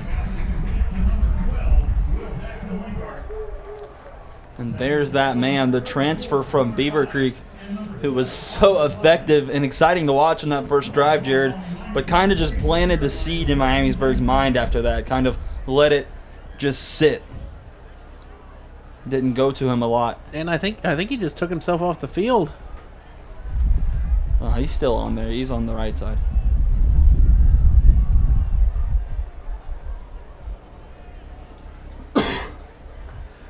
Harrison back to pass. Throws it across the middle of the field to Walls. Walls breaks 2 tackles. Breaks a third.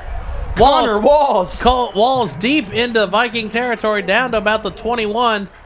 And Centerville knocking on the door for another red zone appearance and another touchdown opportunity. And Jared, we've seen some exciting individual performances tonight, but I don't think any we've seen that is like Connor Walls on the defensive edge, wreaking havoc, blocking for the run, and also getting some effective catches.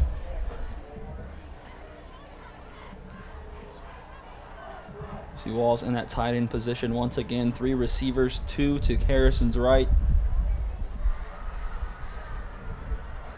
Harrison looks back at the play caller. The signal's being called in. Harrison back to pass. Going to throw it. It looked like it was tipped, but Linkhart first down catch. In beautiful concept once again. 2 receivers on the side. The slot goes deep. Linkhart does a short curl. And they make it happen once again. First and 10 now at the 13. And let's see in the red zone if they put some extra shade towards Linkhart. It does not look like it initially.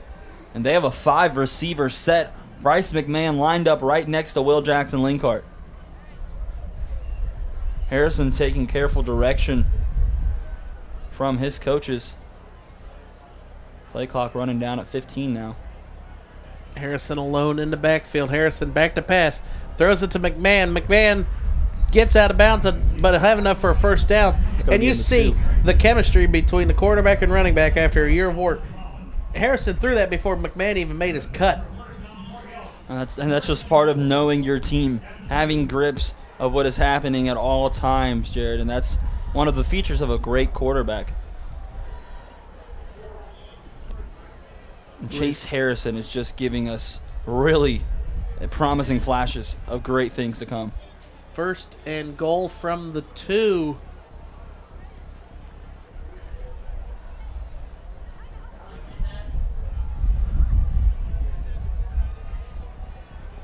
Harrison has McMahon in the backfield. See if they will test Miamisburg's front 7. Harrison hands off to McMahon. McMahon powers through, maybe gets to the 1, but Miamisburg's defense stands up on that play. And that's where they excel, Jared, and those red zone opportunities. Miamisburg is really good at stifling.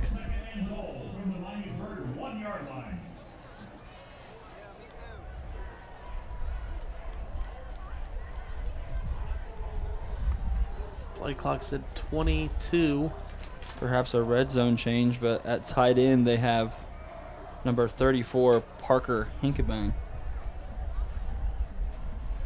Have him in instead of Connor Walls, and you'll see Hinkebane right next to Harrison. McMahon's going to get... No, Harrison's going to keep it. Harrison dives for the touchdown.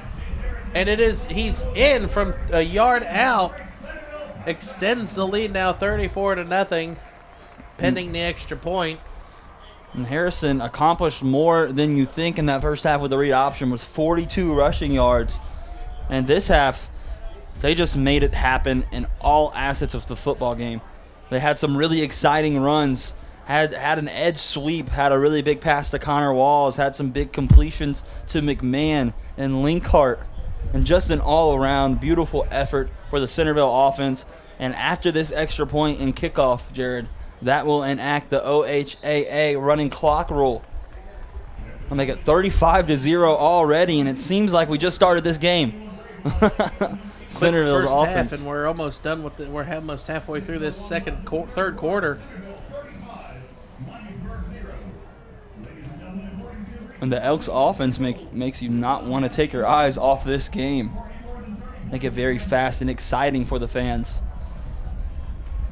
And you can tell Centerville's very confident, not only from their players and their staff aspect, but as I was coming back to the box, Jared, there were multiple fans leaving. There were a lot of fans already leaving the stadium. So you just get the sense that Centerville has this raging confidence. I can't say I was ready for a blowout like this. I definitely thought it was going to be a nail biter, but Centerville has tested their skills out for the first 2 games of the year against some of the best teams in the state, let alone the conference. And it's not like they were completely blown out both of those games. They definitely put up a fair fight against Lakota West. Well, coming into the game, there's this guy who writes all about Ohio football or high school football, and he had Miamisburg favored by 1 and winning the game. But I'd like to know what paperwork he was looking at as this kick goes out of bounds. So this will be Miamisburg's best starting field position due to a penalty. But even the Dunbar obliteration had no foreshadowing of this. Like, Miamisburg is a legitimate GWalk school, and they have been a very prominent team in not only the conference but the state in the past 20-30 years. So definitely shocking to see. I've never seen Miamisburg handled like this before. Flabbergasted. Do you have a word of the day calendar in your pocket?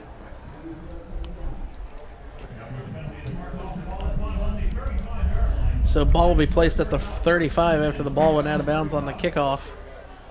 So now if you're Miamisburg, you at least got to get a touchdown to get the clock to stop.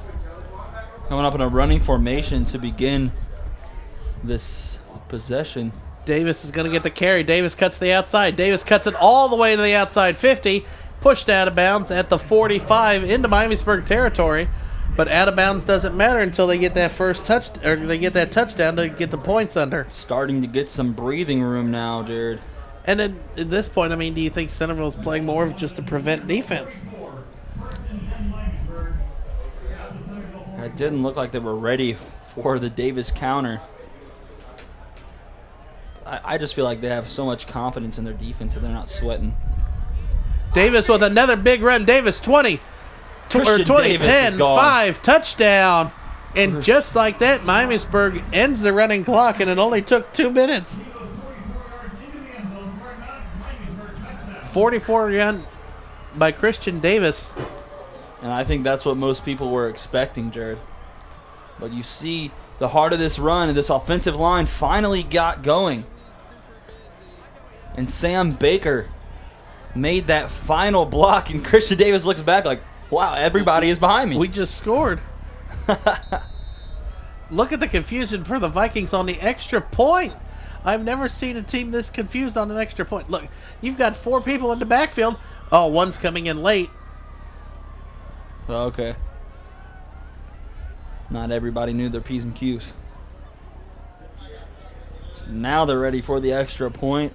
Kick is up, and kick is good. Call it 7, Jared. 35-7. Centerville Elks will come back out here now, and the offensive line finally making a push, and you got to wonder whether it's... Christian Davis didn't give him time to make a push. 2 plays, and he was in the end zone. Well, Sam Baker was definitely up there in that next level, and I liked how the offensive line kind of swayed to the right, and I think that's what really affected the play the most, is Christian Davis was able to kind of swing his momentum to the left and follow the lead blocker out. But you got to wonder if it's a seizing lack of effort for Centerville, or was it actually a breakthrough for Miamisburg's offense? And I think that would definitely be answered by this next Miamisburg offensive drive. Well, we'll see how quickly Miamisburg gets the ball back. Do you think they go for the onside kick here, try and steal a possession? Well, I think another question is Chase Harrison going to be your quarterback still, up by 28 points? I think that's another question that's yet to be answered, is whether we'll see the sophomore phenom back in tonight.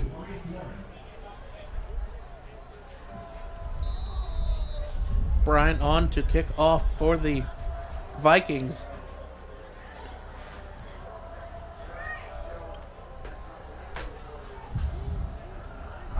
And he kicks it deep. Fielded at about the 10 by the Elks. And Jonathan Still Bruder on his feet. Bruder out to across the 35, out to about the 40. And I don't think Harrison's going to come out until the fourth quarter, to be honest, Jared. Because I feel like style points have a lot to do with high school football. So if you can get that flashy victory, then I think you go for it. So excellent starting field position for the Elks at their own 40.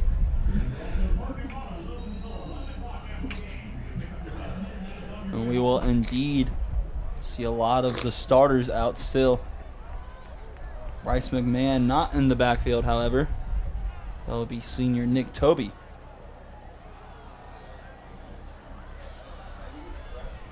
Toby gaining about 3 or 4 yards there. A very stubborn run. And bring up 2nd and 6. Good tackle by Dye there.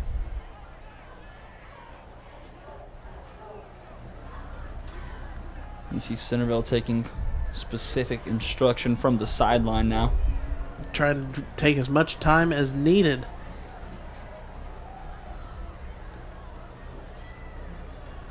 Harrison hands off again. That looks like, is that Toby again? It is. It'll be 3rd and about 5. So Miamisburg, if they can get a stop here. What do we say in the booth, Jared? Any given Friday. Well, we'll see if Miamisburg can reach down and get a stop here on 3rd and 4. Looks like they're bringing 5 here, which would be a risky blitz. They will. Low snap for Harrison. He's going to roll to the right, throws it, and he's just going to throw it away. So 4th down, Miamisburg comes up with a stop on defense. And they have been blitzing all night, sending 5 and 6, and finally it pays off, Jared, as you saw Connor Dye shooting straight up the middle, aiming for the head of Chase Harrison, but he gets it away wisely as he runs to the sideline, and that'll bring up a Miamisburg punting situation, a Centerville punting situation. I haven't seen Miamisburg field a punt today, so it'll be interesting to see how. Yeah, that one punt looked like it was going to be a pass. Looks like they're going to have Thomas back deep to return this one for the Vikings. If you're Miamisburg, you got to send everything at it, and they just lax off. Thomas fields it at about the 10. That was actually Ivy. Ivy high steps and is tackled behind the, well, it looks like about where he caught it, actually. Centerville just surrounding him. So let's see if Christian Davis, the freshman standout, can keep this game going. You got to say, Jared, looking at that kid from first glance, he does not look like a freshman to me. I mean, down 28 late in the 3rd quarter, you don't have time to really keep relying on the running game, but Miamisburg, that's the only way they've scored tonight. Yeah, they made some big chunks in that running game.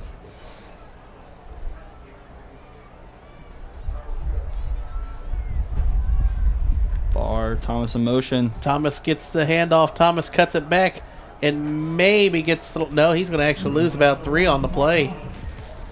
Ran in right to that edge defense of Centerville and number 1, Connor Walls. And this kid has been everywhere all night, Jared. And they have moved him on both edges. They've seen him in the middle.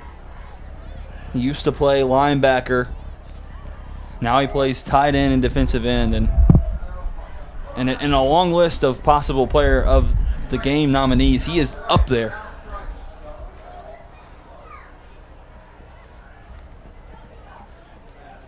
Barr going to pull it in, tuck it deep, throwing it to the far sideline. Incomplete, no flags intended to Thomas. Gorgeous play action, but just locked down coverage out there. I believe that was number 5, Kyle Hurls. Bird up, Milton. Bird down. 16 and 60 are coming off the field. And you see the home crowd getting a little pumped up now for the first time in about 10 or 15 minutes.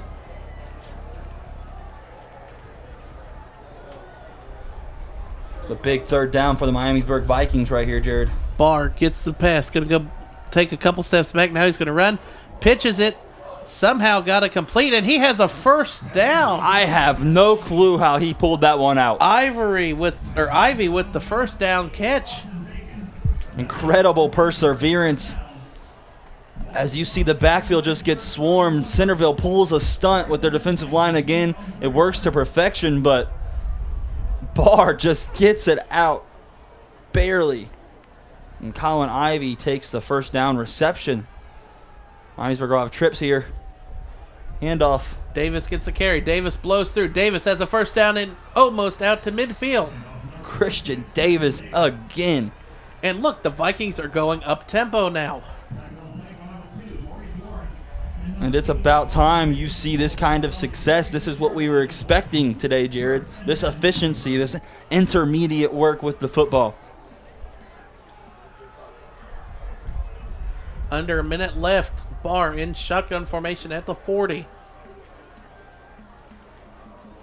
Barr hands off to Davis. Davis keeps it. Davis cuts back across midfield. Davis another 1st down run for the Vikings. And deeper into Elk territory. He's picking this up in chunks, Jared. I think he nearly has 60 yards this quarter. Half. Yeah. Well, you can see here, watch the beginning of this. I don't think Davis thought he was going to keep because he, like, stopped momentarily. He's like, wait, I have the ball? I like that, though. It allowed him to gather his mind and see where the hole was. That little Le'Veon Bell hesitation. You got to respect it. 30 seconds left in this third quarter. Barr directing traffic. Thomas, no, they're going to fake it to Thomas. Barr sets up deep, throwing to the end zone. And it is intercepted by the Elks. And that was dreadful, but that was number 81, Matthew Graveline. And Jared, that's his third pick of the season. He has been a dog in this secondary. That's a name we haven't said many times because of the lack of passing game by Miamisburg. But I got to say, overall, just an underwhelming throw by Braden Barr. He tried to launch it out. I don't think he has the power to launch it. He doesn't have the strength, yeah. He did not have the arm strength to surpass double coverage to Tamar Thomas.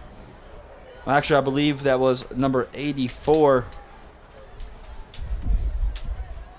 Jackson McGowan. But it was a good play action jet sweep, and it freed up the passing lanes a little bit, but just didn't quite have the arm strength. And Graveline comes up with his third pick of the year for Centerville. And Harrison hands off to McMahon up the middle, and I think that'll call it a third quarter, Jared. And through 3 quarters of football, already we have 35-7. Elks are up still.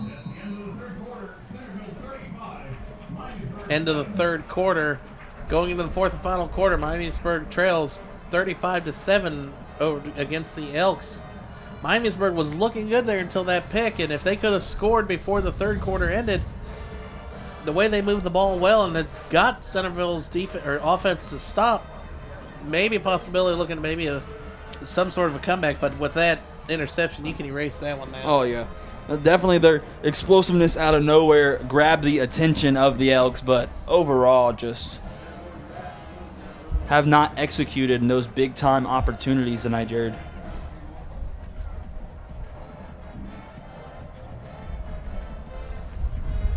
So we will switch sides of the field once again.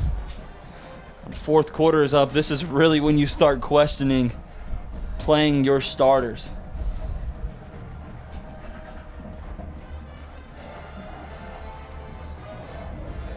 It'll be 2nd and 8 coming out of the quarter change, and really, I mean, all Centerville can really hope for is they want to just score and get that clock running again, and hopefully get out of here, get out of week 4 with a win, get back to 500, and go deeper into conference play next week.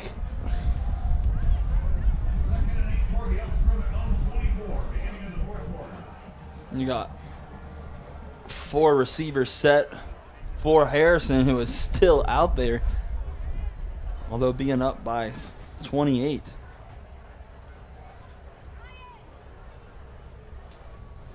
And God forbid an injury happen on one of these plays. McMahon gets the pitch. He's slung down. It'll be 3rd down.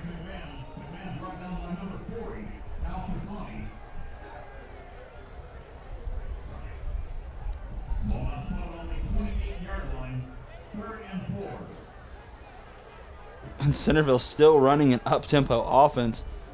And I assume it'll probably be all runs from here. Don't think they'll resort to Harrison's arm a lot.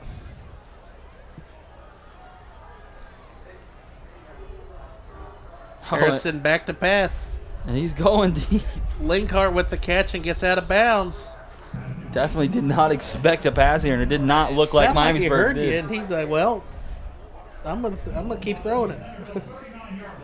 And to Linkhart, nonetheless, that is his 7th reception of the day so far. He's had a noteworthy day.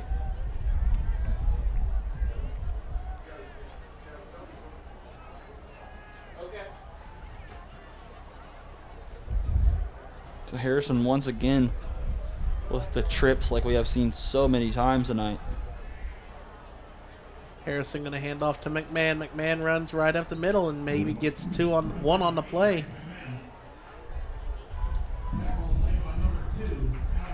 Inadequate blocking there for the Elks. the 40-yard line, gain of 1, 2nd and 9 at the Centerville 40. So still going with the trips.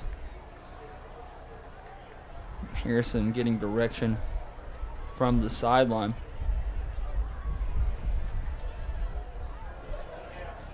Centerville just letting this clock go all the way down. Play clock to 10. Harrison's going to throw a bullet to the outside to Linkhart. Still going out of bounds. He has been the money man today. You see someone like that with his frame, and you don't expect him to have that kind of footwork. And that's truly what makes a wide receiver there. Great footwork, great ball skills, and a fine young potential for this duo. He's going to be a force to be reckoned with in G-Walk. Is Harrison and Linkhart. Dropping back. Harrison pass deflected, but comes just short of the pick. And that'll bring up a 4th down. We've seen one punt all day for Centerville. And it looks like we will see another one here. Surprisingly enough, with the clock stopped, Centerville will punt this ball with 10 minutes and 30 seconds left. So just out of reach of that running clock. Ivy will return it for the Vikings. High snap. Almost blocked. Seen a lot of that tonight. Ball, Miamisburg gets out of the way, and Centerville's going to Friendly let it go roll. all the way down. Friendly roll for the Elks. They will down it at the 14. And that'll create a gigantic obstacle for Miamisburg to overcome. And Jared, I think they have all but accepted that it's pretty close to finish.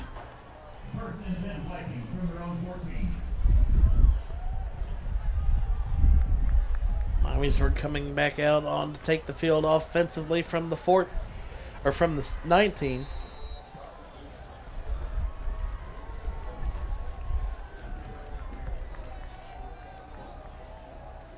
And we'll see if this will open up more of the passing game. The running game has been the key asset in this second half so far. Davis, no blocking, but still gets out, maybe gets a gain of 2. And a late flag comes in from the far side. Well, maybe that was the kids playing in the background. It looked like the ref threw the flag. A gain of 2 on the play.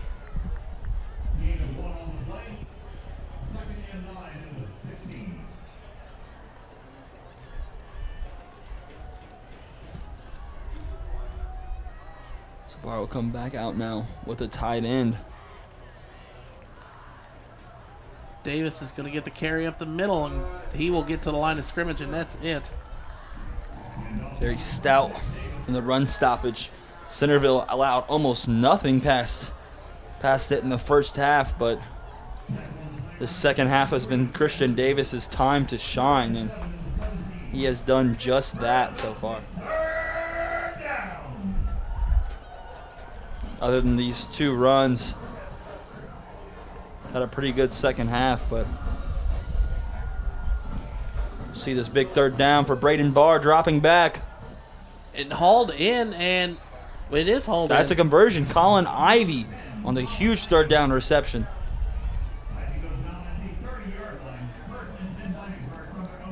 So another nice completion. And it looks like every single completion Miamisburg has made so far, it's just been very hard-earned. They have been fighting for every single successful offensive play, and that's something the Elks probably dreamt of.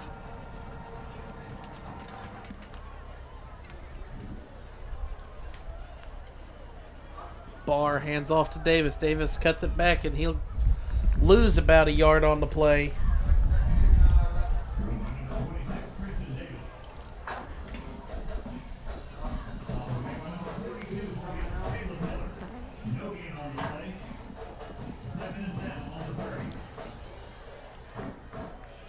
Second and 10 from the 30. 8.5 minutes left in the game.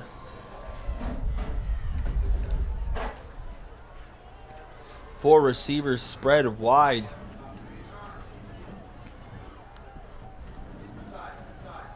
Throws it to the outside to Thomas. Thomas spin moves, tries to get away from the tackle. It'll be third and about 2, maybe 3.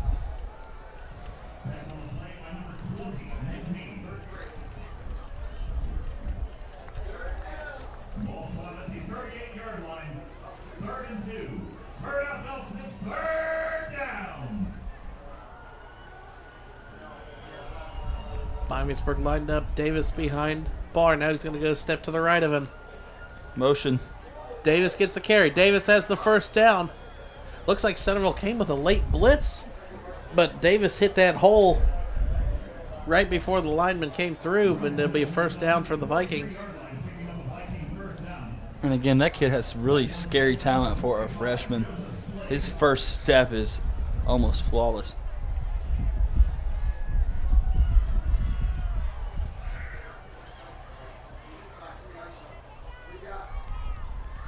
Davis gets the carry again. Davis bounces off one tackle, gets a gain of 1, but that'll be about it.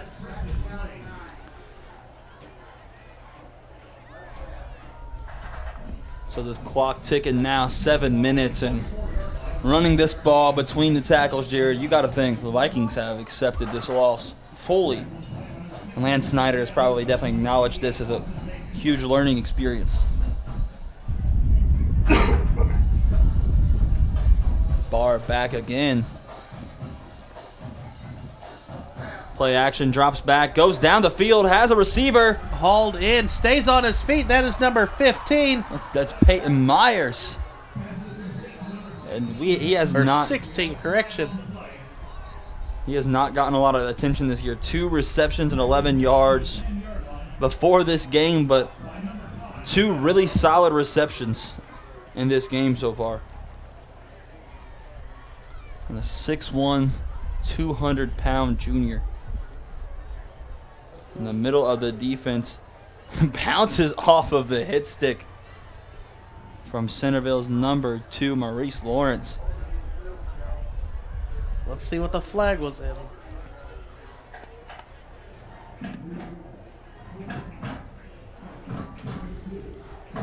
I think they're going to call number 2 there for the helmet hit to the helmet.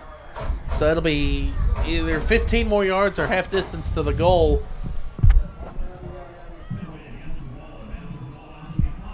So it'll be half distance to the goal. Miamisburg first and goal to go.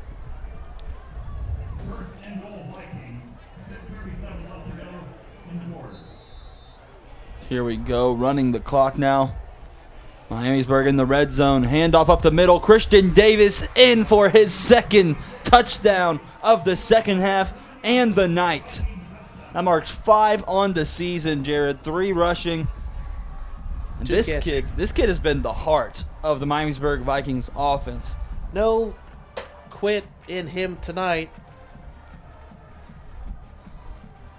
And Miamisburg scores on his second rushing touchdown of this half, but just a little bit too little too late fundamentally for the Vikings. For sure, especially for the offensive line who are finally starting to get some exterior push to the further levels in the defense. There you go. You got number 21, Reese Bryant's second extra point, 2 for 2 on the night. And that'll put the ball back in the hands of the Elk, who have all but dominated tonight.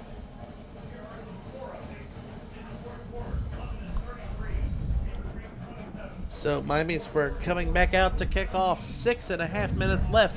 At this point, you would have to assume Miamisburg trying to come back. They have to go for the onside kick.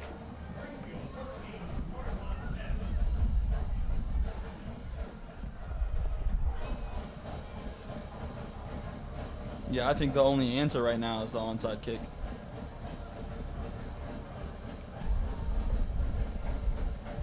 See the Centerville drum line down there with the student section. Centerville doesn't come out like they're going to recover or a possibility for the recovery on the onside kick.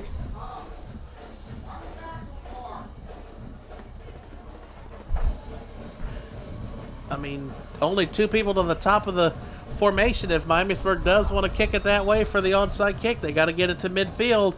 Yeah, and from a coaching aspect, you have to get your players ready for this, Jared. Miamisburg's just going to squib it down the middle, and that's kind of a head scratcher. Yeah, maybe just trying to run the rest of this clock out.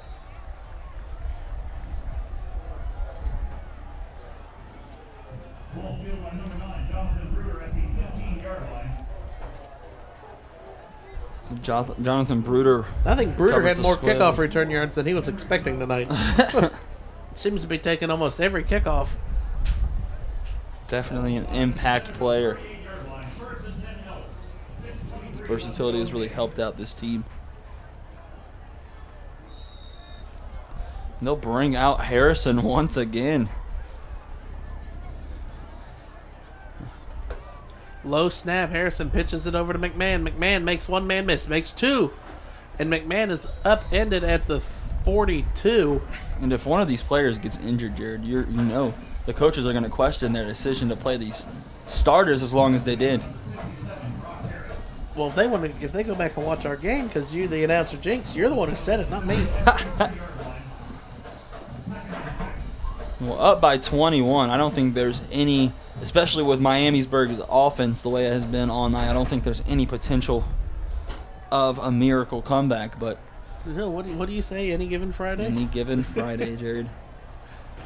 Be a fumble recovery touchdown and then an onside kick. Return for a touchdown. And McMahon powerhouses his way through for a first down to midfield. Bench pressed half of the defense right there.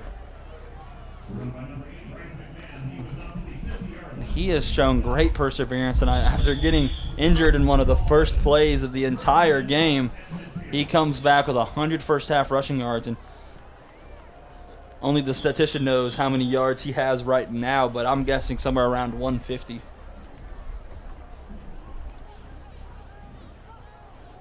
Play clock's under 20. 5 minutes, 10 seconds left in the game. Maybe Centerville is just trying to run the clock out while testing out some new plays. Harrison's going to step back to throw it, and it is. If Miamisburg's defense was awake, they could have had a pick there.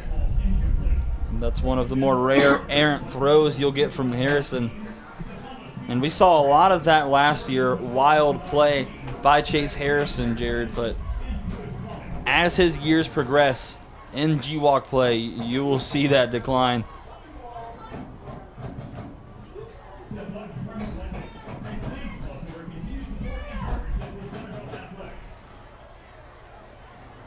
Harrison coming out once again. Handoff to McMahon up the middle.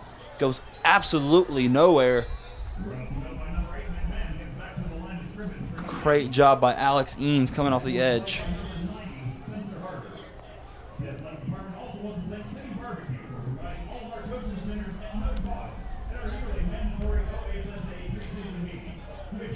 4.5 minutes left. 3rd and 10.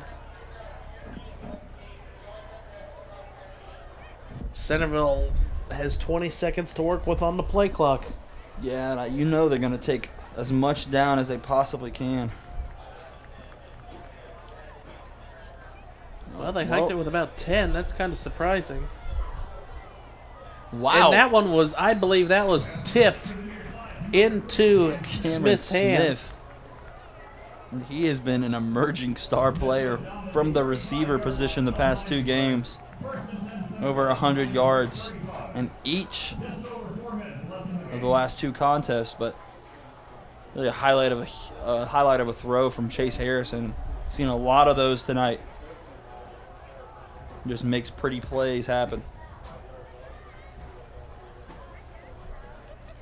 You'll see the 4 receivers set. Harrison steps back behind McMahon.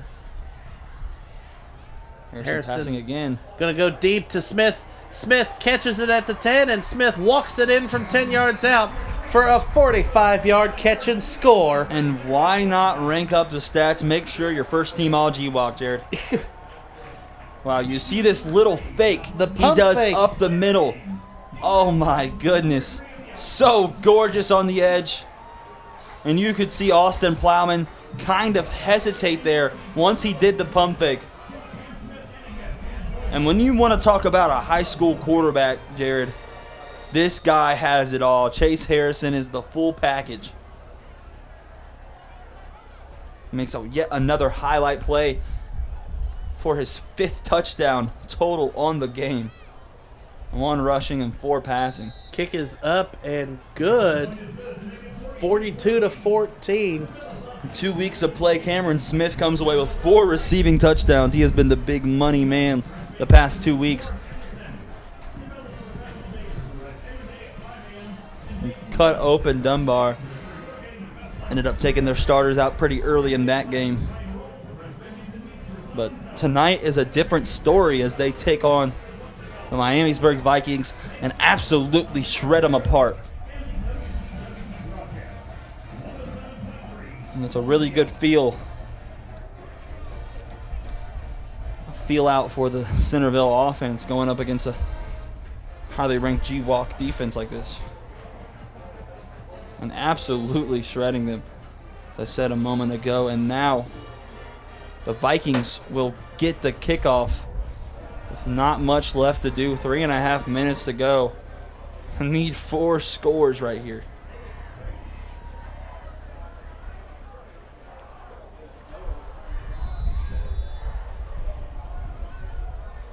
You see kicker for Centerville, Brendan Salo, pumping the special teams up. Telling them we're still playing for something.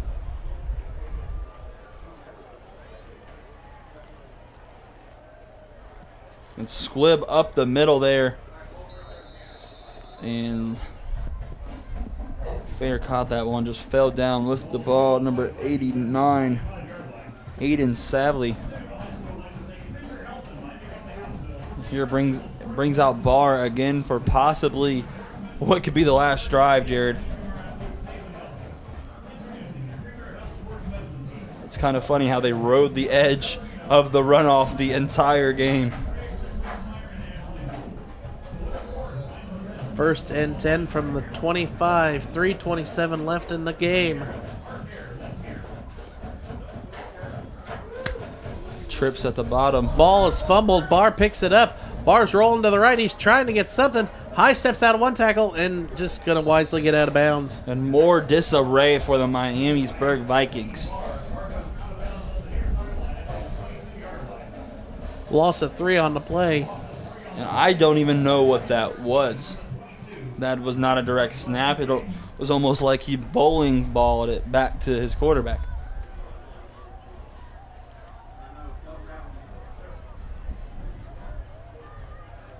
Number 52, the center for Miamisburg, Devin DeHart. And another bad snap. Barr's going to tuck it and run up the middle of the field. Barr will be out. Oh, Barr's making a couple moves, has the first down, out to the 38. And he really got the most out of that there, Jared.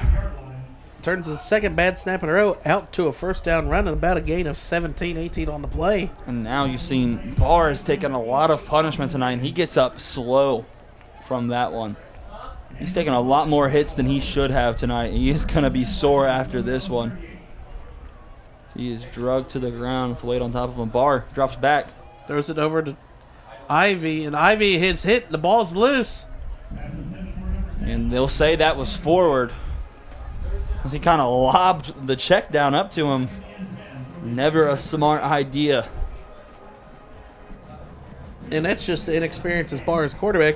He didn't see the safety coming in as soon because he eyeballed his target again. 2:52 left. 2nd and 10 from the 38. 3 receivers set. Tight end in. Davis with the carry. Davis breaks the first tackle, breaks another one across the 45 for about a gain of 8. That'll get the clock running again and bring up another 3rd down for the Vikings.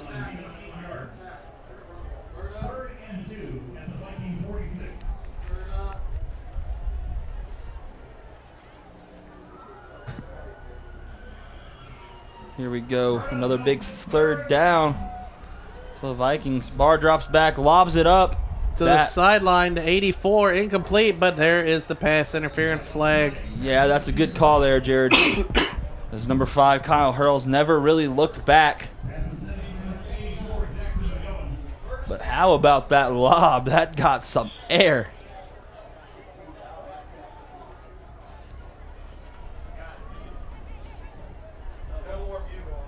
That was sky high lob. And Hurls will get tagged just like we predicted. And as you see on the replay, turns to the left and just lets it run.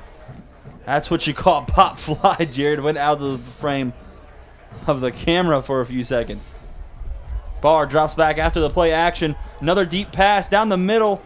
And no good. Great coverage on the play. You see the defensive secondary of Centerville is pumped up. So that will bring up 2nd down on the play. 2 minutes and 10 seconds left in this game. And the second half has seemed way longer than the first half, that's for sure. And there was the running clock for a couple minutes in the second half. Motion, play action, Barr out to the right. Barr keeps it, Barr first down. Barr slides to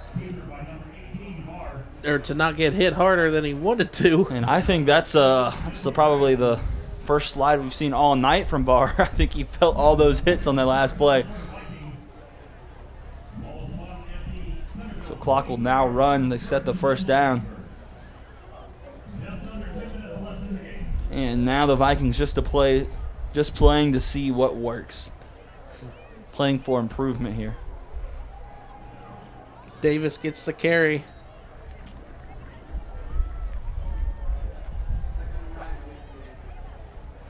Davis only gained 1 on the play. A minute and a half left in the ball game. So Miamisburg is going to fall to 1-3, and they will be at Springboro next week. In our MVCC game of the week for week number 5 will be the Vikings versus the Panthers. And Panthers are undefeated going into tonight's play. Ivy, first down catch. Ivy for touch. No, he's going to be tackled at about the 1. And Ivy finally gets an open field, shows off his skills a little bit. And Centerville is going to go to 2-2, and they're going to, I think they play here against Beaver Creek next week, so Centerville gets back to 500 and keeps their playoff hopes alive. Play clock still running. A minute left. Centerville stuffing the line. Barr going to roll to the right, throws it to the end zone, and that was intended to nobody. Yeah, but that was the most pressure that he's possibly felt all night. They sent a raging blitz up the middle. And good effort there by the Centerville linebacking corps.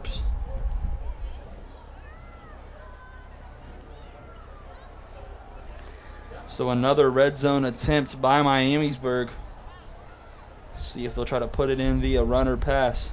Davis carry up the middle, and he is hit hard. Absolutely nowhere. And you see Bruder shoot up the middle and meet him at the 3-yard line. It'll be 3rd and about 3.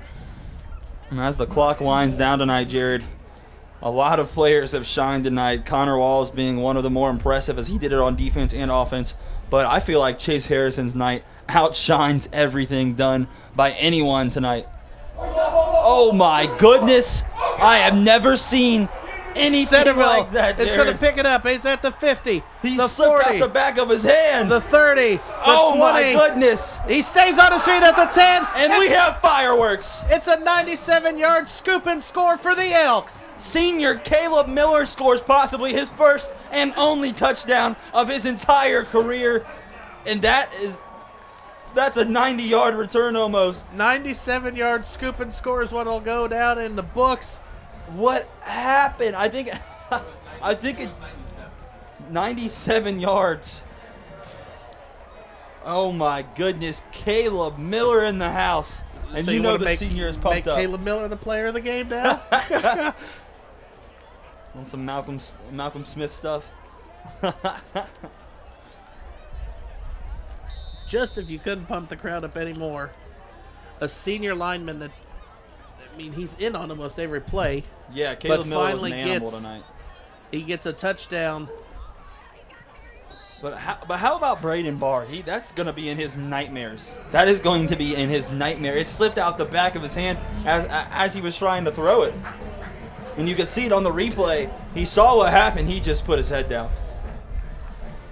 And you see right here, Barr gets the ball, fakes it, and right as he throws, he just loses it. It just goes out the back of his hand. It's like he never fully had it. So he gathers it, goes to try to throw it, but I don't think he ever fully had grip. Shout out to the replay team and the camera squad. Great job tonight. And Centerville closes it off in grand finale fireworks fashion.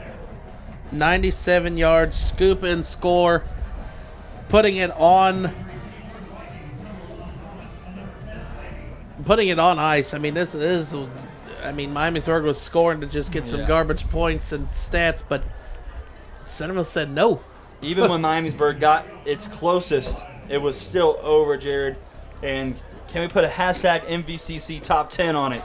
You've dropped that 3 times tonight And now. we got 3 MVCC top 10 plays.